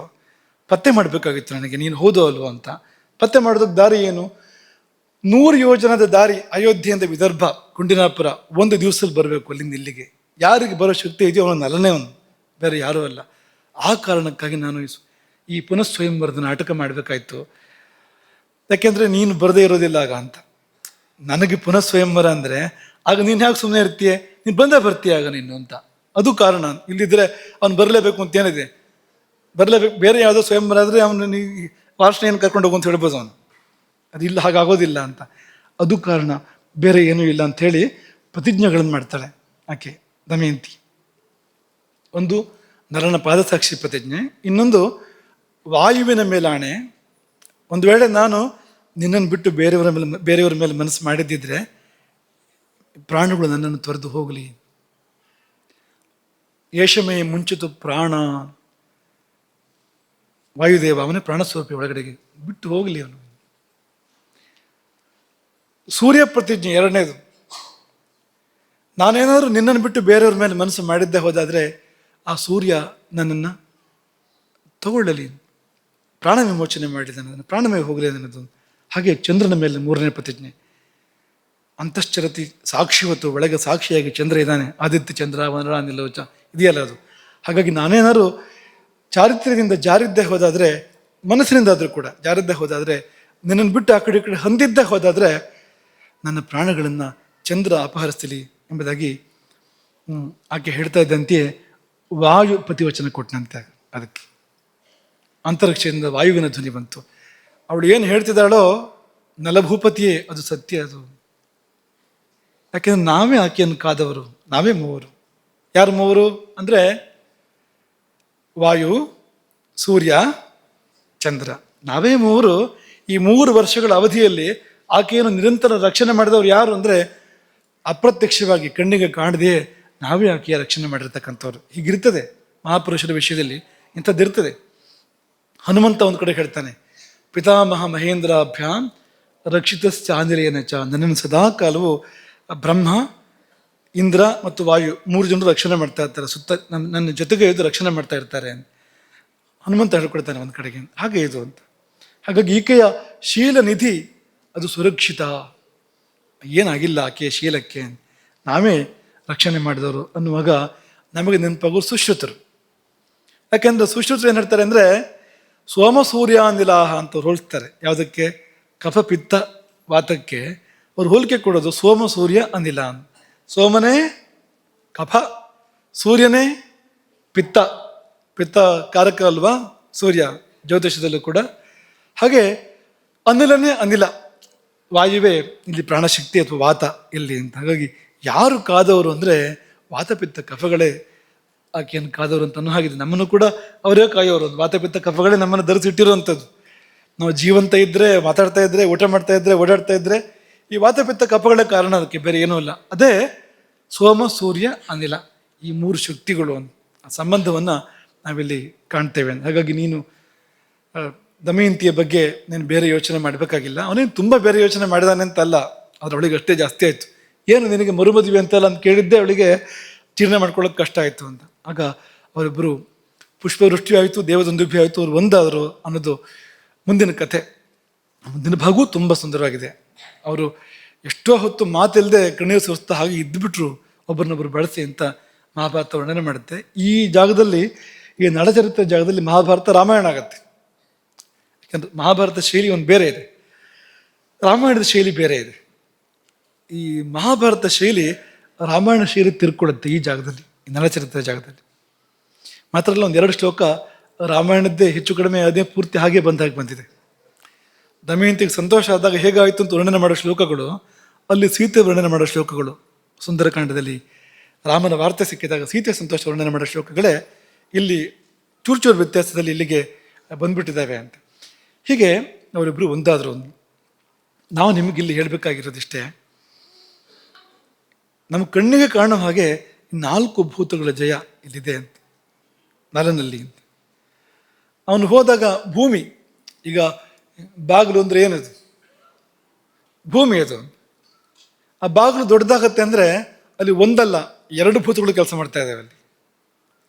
ಆಕಾಶ ದೊಡ್ಡದಾಯ್ತು, ಭೂಮಿ ಸರಿಯಿತು, ಪಕ್ಕಕ್ಕೆ ಸರಿಯಿತು ಭೂಮಿ, ಆಕಾಶ ಅವಕಾಶ ಅದು ಹಿರಿದಾಯ್ತು ಅಂತ. 2 ಭೂತಗಳ ಜಯವನ್ನ ಆ ಒಂದೇ ಸಂದರ್ಭ ಹೇಳುತ್ತೆ. ನಲನಿಗೆ ಅದಿತ್ತು, ಆಕಾಶವನ್ನು ಜಯಿಸಿದ್ದ, ಭೂತತ್ವವನ್ನು ಕೂಡ ಜಯಿಸಿದ್ದ. ಕರದಲ್ಲಿ ನೀರು ಬಂದ್ರೆ ಅದಕ್ಕರ್ಥ ಜಲಭೂತದ ಜಯ. ಹಾಗೆ ಅಗ್ನಿ, ಹೀಗಂದ್ರೆ ಅಗ್ನಿ ಹತ್ಕೊಳ್ಳುತ್ತೆ ಅಂದ್ರೆ, ಹಾಗಂತ ಮುಟ್ಟಿದ್ರೆ ಸುಡೋದಿಲ್ಲ ಅಂದ್ರೆ ಅಗ್ನಿ ಜಯ. ಇದು ಸಾಧ್ಯ ಇದು. ಯಾಕೆ ಈ ಕಥೆಯನ್ನು ಹೇಳಿದ್ವು ಅಂದ್ರೆ, ನಮ್ಮ ಹಾಗೆ ಒಬ್ಬ ಮನುಷ್ಯ ನಲಕೂಡ ಅಂತ, ಪೂರ್ವಜ, ಅವನು ಎಲ್ಲಿವರೆಗೂ ಸಾಧನೆ ಮಾಡಿದ್ದ ನೋಡಿ. ಇದು ಅಸಂಭವ ಅಲ್ಲ. ಯಾಕೆಂದ್ರೆ ದೇವರು ನಮ್ಮನ್ನು ಸೃಷ್ಟಿ ಮಾಡುವಾಗ, ಈ ಪಂಚಭೂತಗಳನ್ನ ಸೃಷ್ಟಿ ಮಾಡುವಾಗ ಹೇಗೆ ಸೃಷ್ಟಿ ಮಾಡಿದಾನೆ ಅಂದ್ರೆ, ಇದೆಲ್ಲ ನಮಗೆ ಅಧೀನವಾಗಿರ್ಬೇಕು ಅಂತ ಸೃಷ್ಟಿ ಮಾಡಿರೋದು. ಈ ಪಂಚಭೂತಗಳಂತೂ ಇದು ನಮ್ಗೆ ಅಧೀನವಾಗಿರ್ಬೇಕು ಅಂತ ಸೃಷ್ಟಿಯಾಗಿರೋದು. ಆತ್ಮ ಇದರ ನಾಯಕ. ಈ ಸಾಮ್ರಾಜ್ಯ ಇದೆಯಲ್ಲ, ಈ ಸಾಮ್ರಾಜ್ಯದ ನಾಯಕ ಯಾರು? ರಾಜ ಯಾರು? ಆತ್ಮ, ನಾವೇ. ಅದು ಈ ಮನಸ್ಸಿರ್ಬೋದು, ಅಥವಾ ಪ್ರಾಣಗಳಿರ್ಬೋದು, ಪಂಚಭೂತಗಳಿರ್ಬೋದು, ಇವೆಲ್ಲವೂ ಕೂಡ ಇಂದ್ರಿಯಗಳಿರ್ಬೋದು, ಇವೆಲ್ಲ ಆ ಆತ್ಮದ ಊಳಿಗೆ ಮಾಡುವಂಥವು. ಅದು ಹೇಳೋದನ್ನು ಕೇಳಬೇಕು, ಅದಕ್ಕೋಸ್ಕರ ಇರುವಂಥದ್ದು. ಆದರೆ ನಾವು ಈಗ ಒಡೆಯ ಅಪಾಪೋಲಿ ಆದರೆ ಸೇವಕರು ಮಾತು ಕೇಳೋದಿಲ್ಲ ಅಲ್ವಾ? ಒಡೆಯ ತನ್ನ ತೂಕ ಇಟ್ಕೊಳ್ಳದೆ ಇದ್ರೆ, ಅವನು ಹೇಗೆ ವರ್ತಿಸಿದ್ರೆ ಯಾರು ಮಾತನ್ನು ಕೇಳಬೇಕು ಅವ್ರ ಮಾತನ್ನು ಕೇಳೋದಿಲ್ಲ. ಕೇಳುವ ಹಾಗೆ ನಾವು ಇಟ್ಕೋಬೇಕಲ್ವಾ? ಇಟ್ಕೊಂಡಿದ್ದೇ ಹೋದಾದ್ರೆ ಈ ಪಂಚಭೂತಗಳಿರ್ಬೋದು, ಇನ್ನು ಮುಂದುವರೆದು ಹೊರಗಿನ ಪಂಚಭೂತಗಳು ಕೂಡ. ಯಾಕಂದ್ರೆ ಒಳಗಿನ ಅಗ್ನಿಯೇ ಹೊರಗಿನ ಅಗ್ನಿ, ಒಳಗಿನ ಭೂಮಿಯೇ ಹೊರಗಿನ ಭೂಮಿ, ಒಳಗಿನ ವಾಯುವೇ ಹೊರಗಿನ ವಾಯು, ಏನು ವ್ಯತ್ಯಾಸ ಇಲ್ಲ, ಅದೇ ಇದು ಇದೇ ಅದು. ನಿಯಂತ್ರಣ ಸಾಧನೆ ಮಾಡೋಕ್ಕೆ ಸಾಧ್ಯ ಇದೆ, ಭೂತಗಳ ಮೇಲೆ ನಿಯಂತ್ರಣ ಮಾಡೋದಕ್ಕೆ ಸಾಧ್ಯ ಇದೆ. ಅದನ್ನೆಲ್ಲ ತೋರಿಸ್ಕೊಟ್ಟಿದ್ದಾನೆ. ಏನು ಮಾಡ್ಬೇಕಪ್ಪ ಅಂದರೆ, ನಲನ ಹಾಗೆಲ್ಲ ಇರೋಕ್ಕಾಗೋದಿಲ್ಲ ನಮಗೆ. ಏನಾದ್ರು ಸರಳವಾದ ಉಪಾಯ ಹೇಳಿ ಅಂತಂದರೆ ಏನಿಲ್ಲ, ಸರಿಯಾಗಿ ಊಟ ಮಾಡಿ, ಒಂದು ಸರಿಯಾಗಿ ಪ್ರಕೃತಿ ನಮಗೇನನ್ನು ಇಟ್ಟಿದೆಯೋ ಅದನ್ನು ಕಾಲಕ್ಕೆ ತಕ್ಕಂತೆ, ಕಾಲ ದೇಶಗಳನ್ನು ಹೊಂದಿಕೊಂಡು, ಶಾಸ್ತ್ರ ಏನು ವಿಧಿಸಿದೆಯೋ ಅಂಥದ್ದನ್ನು ಅದೇ ಪ್ರಕಾರ ಸೇವನೆ ಮಾಡ್ತಾ ಹೋದರೆ ಅಗ್ನಿ ಜಯ ತಾನಾಗುತ್ತೆ. ಯಾರಿಗಾದ್ರೂ ಆಗೋಕ್ಕೆ ಸಾಧ್ಯ ಇದೆ. ಯಾಕೆಂದರೆ ಅಗ್ನಿಗೆ ಬೇಕಾದ ಆಹುತಿಯನ್ನು ಕೊಡ್ತಾ ಹೋದರೆ, 2 ಹೊತ್ತು ಅಗ್ನಿಗೆ ಆಹುತಿ ರೂಪದಲ್ಲಿ ಊಟವನ್ನು ಪವಿತ್ರವಾಗಿ ಹಿತಮಿತ ಮೇಧ್ಯಾಶನ ಅನ್ನೋ ಹಾಗೆ ಕೊಡ್ತಾ ಹೋದರೆ ಅಗ್ನಿ ಒಲಿಯಲೇಬೇಕು, ಬೇರೆ ದಾರಿಯೇ ಇಲ್ಲ, ಸಾಧ್ಯ ಇದೆ. ಹಾಗಾಗಿ ಸರಿಯಾಗಿ ಊಟ ಮಾಡೋದು ಒಂದು ದಾರಿ. ನಿಮ್ಗೆ ಆ ದಾರಿ ಇಷ್ಟ ಇಲ್ಲ ಅಂದರೆ ಸಕ್ರಮವಾಗಿ ಉಪವಾಸ ಮಾಡೋದು ಮತ್ತೊಂದು ದಾರಿ. ಸಕ್ರಮವಾಗಿ ಹೇಗೆ ಉಪವಾಸ ಮಾಡಿದರೆ ಅನಾಹುತ ಆಗುತ್ತೆ, ಅಗ್ನಿಗೆ ಕೋಪ ಬರುತ್ತೆ, ಅದಲ್ಲ. ಕ್ರಮಬದ್ಧವಾಗಿ ಉಪವಾಸ ಮಾಡಿದರೆ ಅಗ್ನಿ ಜಾಗೃತಿ ಆಗುತ್ತೆ ಆಗಲೂ ಕೂಡ ಅಂತ, ಆಗಲೂ ಅಗ್ನಿ ಪ್ರಸನ್ನನಾಗ್ತಾನೆ. ಹಾಗಾಗಿ ಇಬ್ಬಗೆಯಲ್ಲಿ 2 ಬಗೆಗಳಲ್ಲಿ ನಾವು ಅಗ್ನಿಯನ್ನು ಗೆಲ್ಲೋದಕ್ಕೆ ಸಾಮಾನ್ಯ ಮನುಷ್ಯನಿಗೂ ಕೂಡ ಸಾಧ್ಯ ಇದೆ. ಊಟ ತಿಂಡಿಯಲ್ಲಿ ಜವಾಬ್ದಾರಿ ಇರಬೇಕು, ವ್ಯವಸ್ಥಿತವಾಗಿ ಹೋಗಬೇಕು. ಹಾಗೆ ಹೋದಾಗ ಅದು ಸಾಧ್ಯ ಇದೆ ಅನ್ನೋದನ್ನು ನಾವಿಲ್ಲಿ ನೆನಪು ಮಾಡ್ಕೊಳ್ಳೋಣ. ನಲನ ಬಗ್ಗೆ ಒಂದು ಶ್ಲೋಕ ನಿಮ್ಗೆ ಹೇಳಿದ್ವು, ಪುಣ್ಯ ಶ್ಲೋಕ ನಲವರಾಜ ಹೇಳಿದ್ವು. ಇನ್ನೊಂದು ನಿಮ್ಗೆ ಗೊತ್ತಿರುವಂಥದ್ದೇ, ಕರ್ಕೋಟಕಸ್ಯ ನಾಗಸ್ಯ ದಮಯಂತ್ಯಾಹ ನಲಸ್ಯ ಚ ರಾಜರ್ಷೇಃ ಋತುಪರ್ಣಸ್ಯ ಅಥವಾ ಋತುಪರ್ಣಸ್ಯ ರಾಜರ್ಷೇಃ ಕೀರ್ತನಂ ಕಲಿನಾಶನಂ. ನಮ್ಗೇನು ತೊಂದರೆ ಇದೆ ಈಗ ಅಂದರೆ, ನಮ್ಮ ಮನಸ್ಸು ನಾವು ಹೇಳಿದ್ದನ್ನು ಕೇಳೋದಿಲ್ಲ, ಹೊರಗಡೆ ವಾತಾವರಣ ಸರಿ ಇಲ್ಲ, ಒಳ್ಳೆ ರೀತಿಯಲ್ಲಿ ಜೀವನ ಮಾಡಬೇಕು ಅಂದ್ರೂ ಯಾವುದೂ ಅದಕ್ಕೆ ಅನುಕೂಲ ಇಲ್ಲ. ಯಾಕೆಂದರೆ ಕಲಿಯುಗ, ಒಳಗೂ ಕೆಟ್ಟಿದೆ ಹೊರಗೂ ಕೆಟ್ಟಿದೆ. ಕಾಲಕ್ಕೆ ವಿರುದ್ಧ ಹೋಗಕ್ಕೆ ಸಾಧ್ಯವಾ, ಕಾಲ ಪ್ರವಾಹದ ವಿರುದ್ಧ ಈಜಕ್ಕೆ ಸಾಧ್ಯವಾ ಅಂತೆಲ್ಲ ಕೇಳಿದರೆ ಅದಕ್ಕೆ ಉತ್ತರ ಏನು ಅಂದರೆ, ಈ ಬೇರೆ ಏನು ಮಾಡಬೇಡ, ನೆನಪು ಮಾಡ್ಕೊ ಸಾಕು, ನಲನ ಸ್ಮರಣೆ ಮಾಡ್ಕೊ, ನಲನ ಬಗ್ಗೆ ಎತ್ತಿ ಆಡು ಸಾಕು. ಕೀರ್ತನಂ ಅಂದರೆ ಅವನನ್ನು ಎತ್ತಿ ಆಡುವಂಥದ್ದು ಅಂತ. ಅಷ್ಟು ಮಾಡಿದರೆ ಕಲಿನಾಶನಂ, ಕಲಿಯನ್ನು ದೂರ ಮಾಡ್ತಾನೆ ಅವನು. ಯಾಕೆಂದರೆ ಕಲಿಗೆ ನಲನ ಭಯ ಇದೆ. ನಲನಿಗೆ ಕಲಿ ಕೊಟ್ಟ ಮಾತಿದೆ, ನಿನ್ನ ಹೆಸರು ಹೇಳೋರು ನಾನು ಮುಟ್ಟೋದಿಲ್ಲ ಅಂತ. ಹಾಗಾಗಿ ನಲ ಮಾತ್ರ ಅಲ್ಲ, ಆ ಇಡೀ ಪ್ರಕರಣವೇ ಆಗಿದೆ. ಒಂದು ಕರ್ಕೋಟಕ ನಾಗ, ಆ ಕರ್ಕೋಟಕ ನಾಗನ ಭಯವೂ ಕೂಡ ಬಹಳ ಇದೆ ಕಲಿಗೆ. ಆ ವಿಷಯ ಸುಟ್ಟಿತ್ತಲ್ಲ ಅಷ್ಟೇ ಅಲ್ಲ, ದಮಯಂತ್ಯ ಶಾಪ ಕೊಟ್ಟವಳು ದಮಯಂತಿ. ನಲನು ಕೂಡ ಅವನ ತಪಸ್ಸು ಅವನನ್ನು ದಹಿಸಿದೆ, ಕಲಿಯನ್ನು ದಹಿಸಿದೆ. ಶಾಪ ಕೊಡೋಕೆ ಹೊರಟಿದ್ದಾನೆ ನೆಲ, ಕೊನೆ ಪಾಪ ಅಂತ ಬಿಟ್ಟಿದ್ದಾನೆ ಕಲಿಯನ್ನು.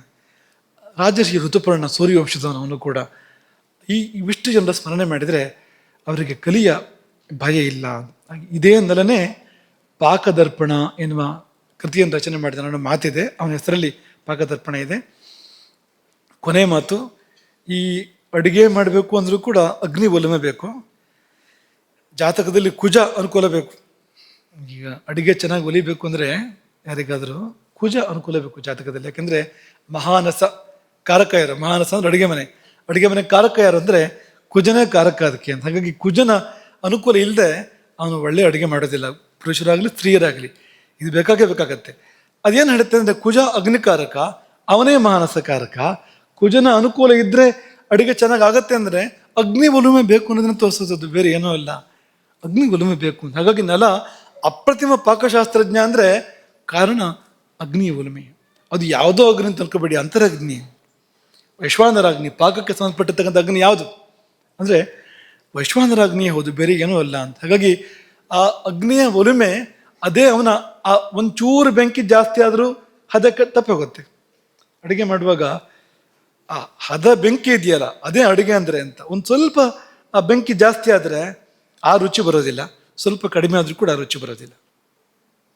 ಸಮಾಗ್ನಿ ಅಂತ ಆಚಾರ್ಯರುಗಳು ಹೇಳಿರ್ತಕ್ಕಂಥ ಸಮಾಗ್ನಿ ಇದೆಯಲ್ಲ, ಅದು ಅಲ್ಲೂ ಬೇಕಾಗತ್ತೆ, ಅಡುಗೆ ಮಾಡುವಾಗಲೂ ಕೂಡ ಬೇಕಾಗತ್ತೆ. ಎಷ್ಟು ಬೇಕು ಅಷ್ಟು. ಹಾಗೆ ಅಡುಗೆ ಮನೆಯಲ್ಲೂ ಸಮಾಗ್ನಿ ಬೇಕು, ಇಲ್ಲಂತೂ ಬೇಕೇ ಬೇಕು ಸಮಾಗ್ನಿ. ಅದು ತೀಕ್ಷ್ಣಾಗ್ನಿ, ಮಂದಾಗ್ನಿ, ಅತ್ಯಗ್ನಿ, ವಿಷಮಾಗ್ನಿ ಎಲ್ಲ ಆಗದೆ ಸಮಾಗ್ನಿ ಇಲ್ಲೂ ಕೂಡ ಆಗಬೇಕು ಅಂತ. ಹಾಗಾಗಿ ಆ ಸಮಾಗ್ನಿ ಅವನಿಗೆ ಸಿದ್ಧಿಸಿದ್ರಿಂದಲೇ ಹೊರಗೂ ಸಿದ್ಧಿಸಿದೆ, ಅವನಿಗೆ ಒಳಗೆ ಸಿದ್ಧಿಸಿದ್ರಿಂದಲೇ ಅಲ್ಲೂ ಅವನು ಮುಟ್ಟಿದರೆ ಎಷ್ಟು ಬೇಕೋ ಅಷ್ಟೇ ಉರಿಯುತ್ತೆ. ಅದು ಜಾಸ್ತಿನೂ ಆಗೋದಿಲ್ಲ, ಕಡಿಮೆನೂ ಆಗೋದಿಲ್ಲ, ಹದಕ್ಕೆ ಎಷ್ಟು ಬೇಕೋ ಅಷ್ಟೇ ಉರಿಯುತ್ತೆ ಅಂತ. ಇದೇ ಜೀವನದ ಗುರಿ. ಯಾವುದು? ಈ ಅಗ್ನಿಯನ್ನು ಒಲಿಸಿಕೊಳ್ಳುವಂಥದ್ದು, ಅಗ್ನಿಯನ್ನು ನಮ್ಮ ಮೇಲೆ ಅನುಗ್ರಹ ಮಾಡುವಂತೆ ಮಾಡಿಕೊಳ್ಳುವಂಥದ್ದು. ಇದೇ ಬದುಕು. ಯಾಕಂದರೆ ಪ್ರತಿನಿತ್ಯ ಊಟ ಮಾಡಲೇಬೇಕು. ನಾವು ಮನುಷ್ಯರಾಗಿ ಹುಟ್ಟಿದ ಮೇಲೆ ಪ್ರತಿನಿತ್ಯ ಊಟ ಮಾಡಲೇಬೇಕು. ಅಂದರೆ ಅರ್ಥ ಏನು ಅಂದರೆ ಅಗ್ನಿ ಒಲುಮೆಯನ್ನು ಸಂಪಾದನೆ ಮಾಡಲೇಬೇಕು, ಪ್ರತಿನಿತ್ಯ ಮಾಡಬೇಕಾಗಿರುವಂಥದ್ದು ಇದು ಊಟದ ಮೂಲಕವಾಗಿ ಅನ್ನೋದು ಈ ಪಾಠದ, ಈ ಪ್ರವಚನದ ತಾತ್ಪರ್ಯ. ಇನ್ನೊಂದು ದೃಷ್ಟಾಂತ ಇವತ್ತು ಮುಟ್ಟಕ್ಕಾಗಿಲ್ಲ, ನಾಳೆ ಅದನ್ನು ಪೂರ್ತಿ ಮಾಡೋಣ. ಹರೇ ರಾಮ. ಗೋಕರ್ಣ ಮಂಡಲಾಧೀಶ್ವರ ಶ್ರೀಮಜ್ಜಗದ್ಗುರು ಶಂಕರಾಚಾರ್ಯ ಶ್ರೀ ಶ್ರೀ ರಾಘವೇಶ್ವರ ಭಾರತೀ ಸ್ವಾಮಿ ಮಹಾರಾಜ್ ಕಿ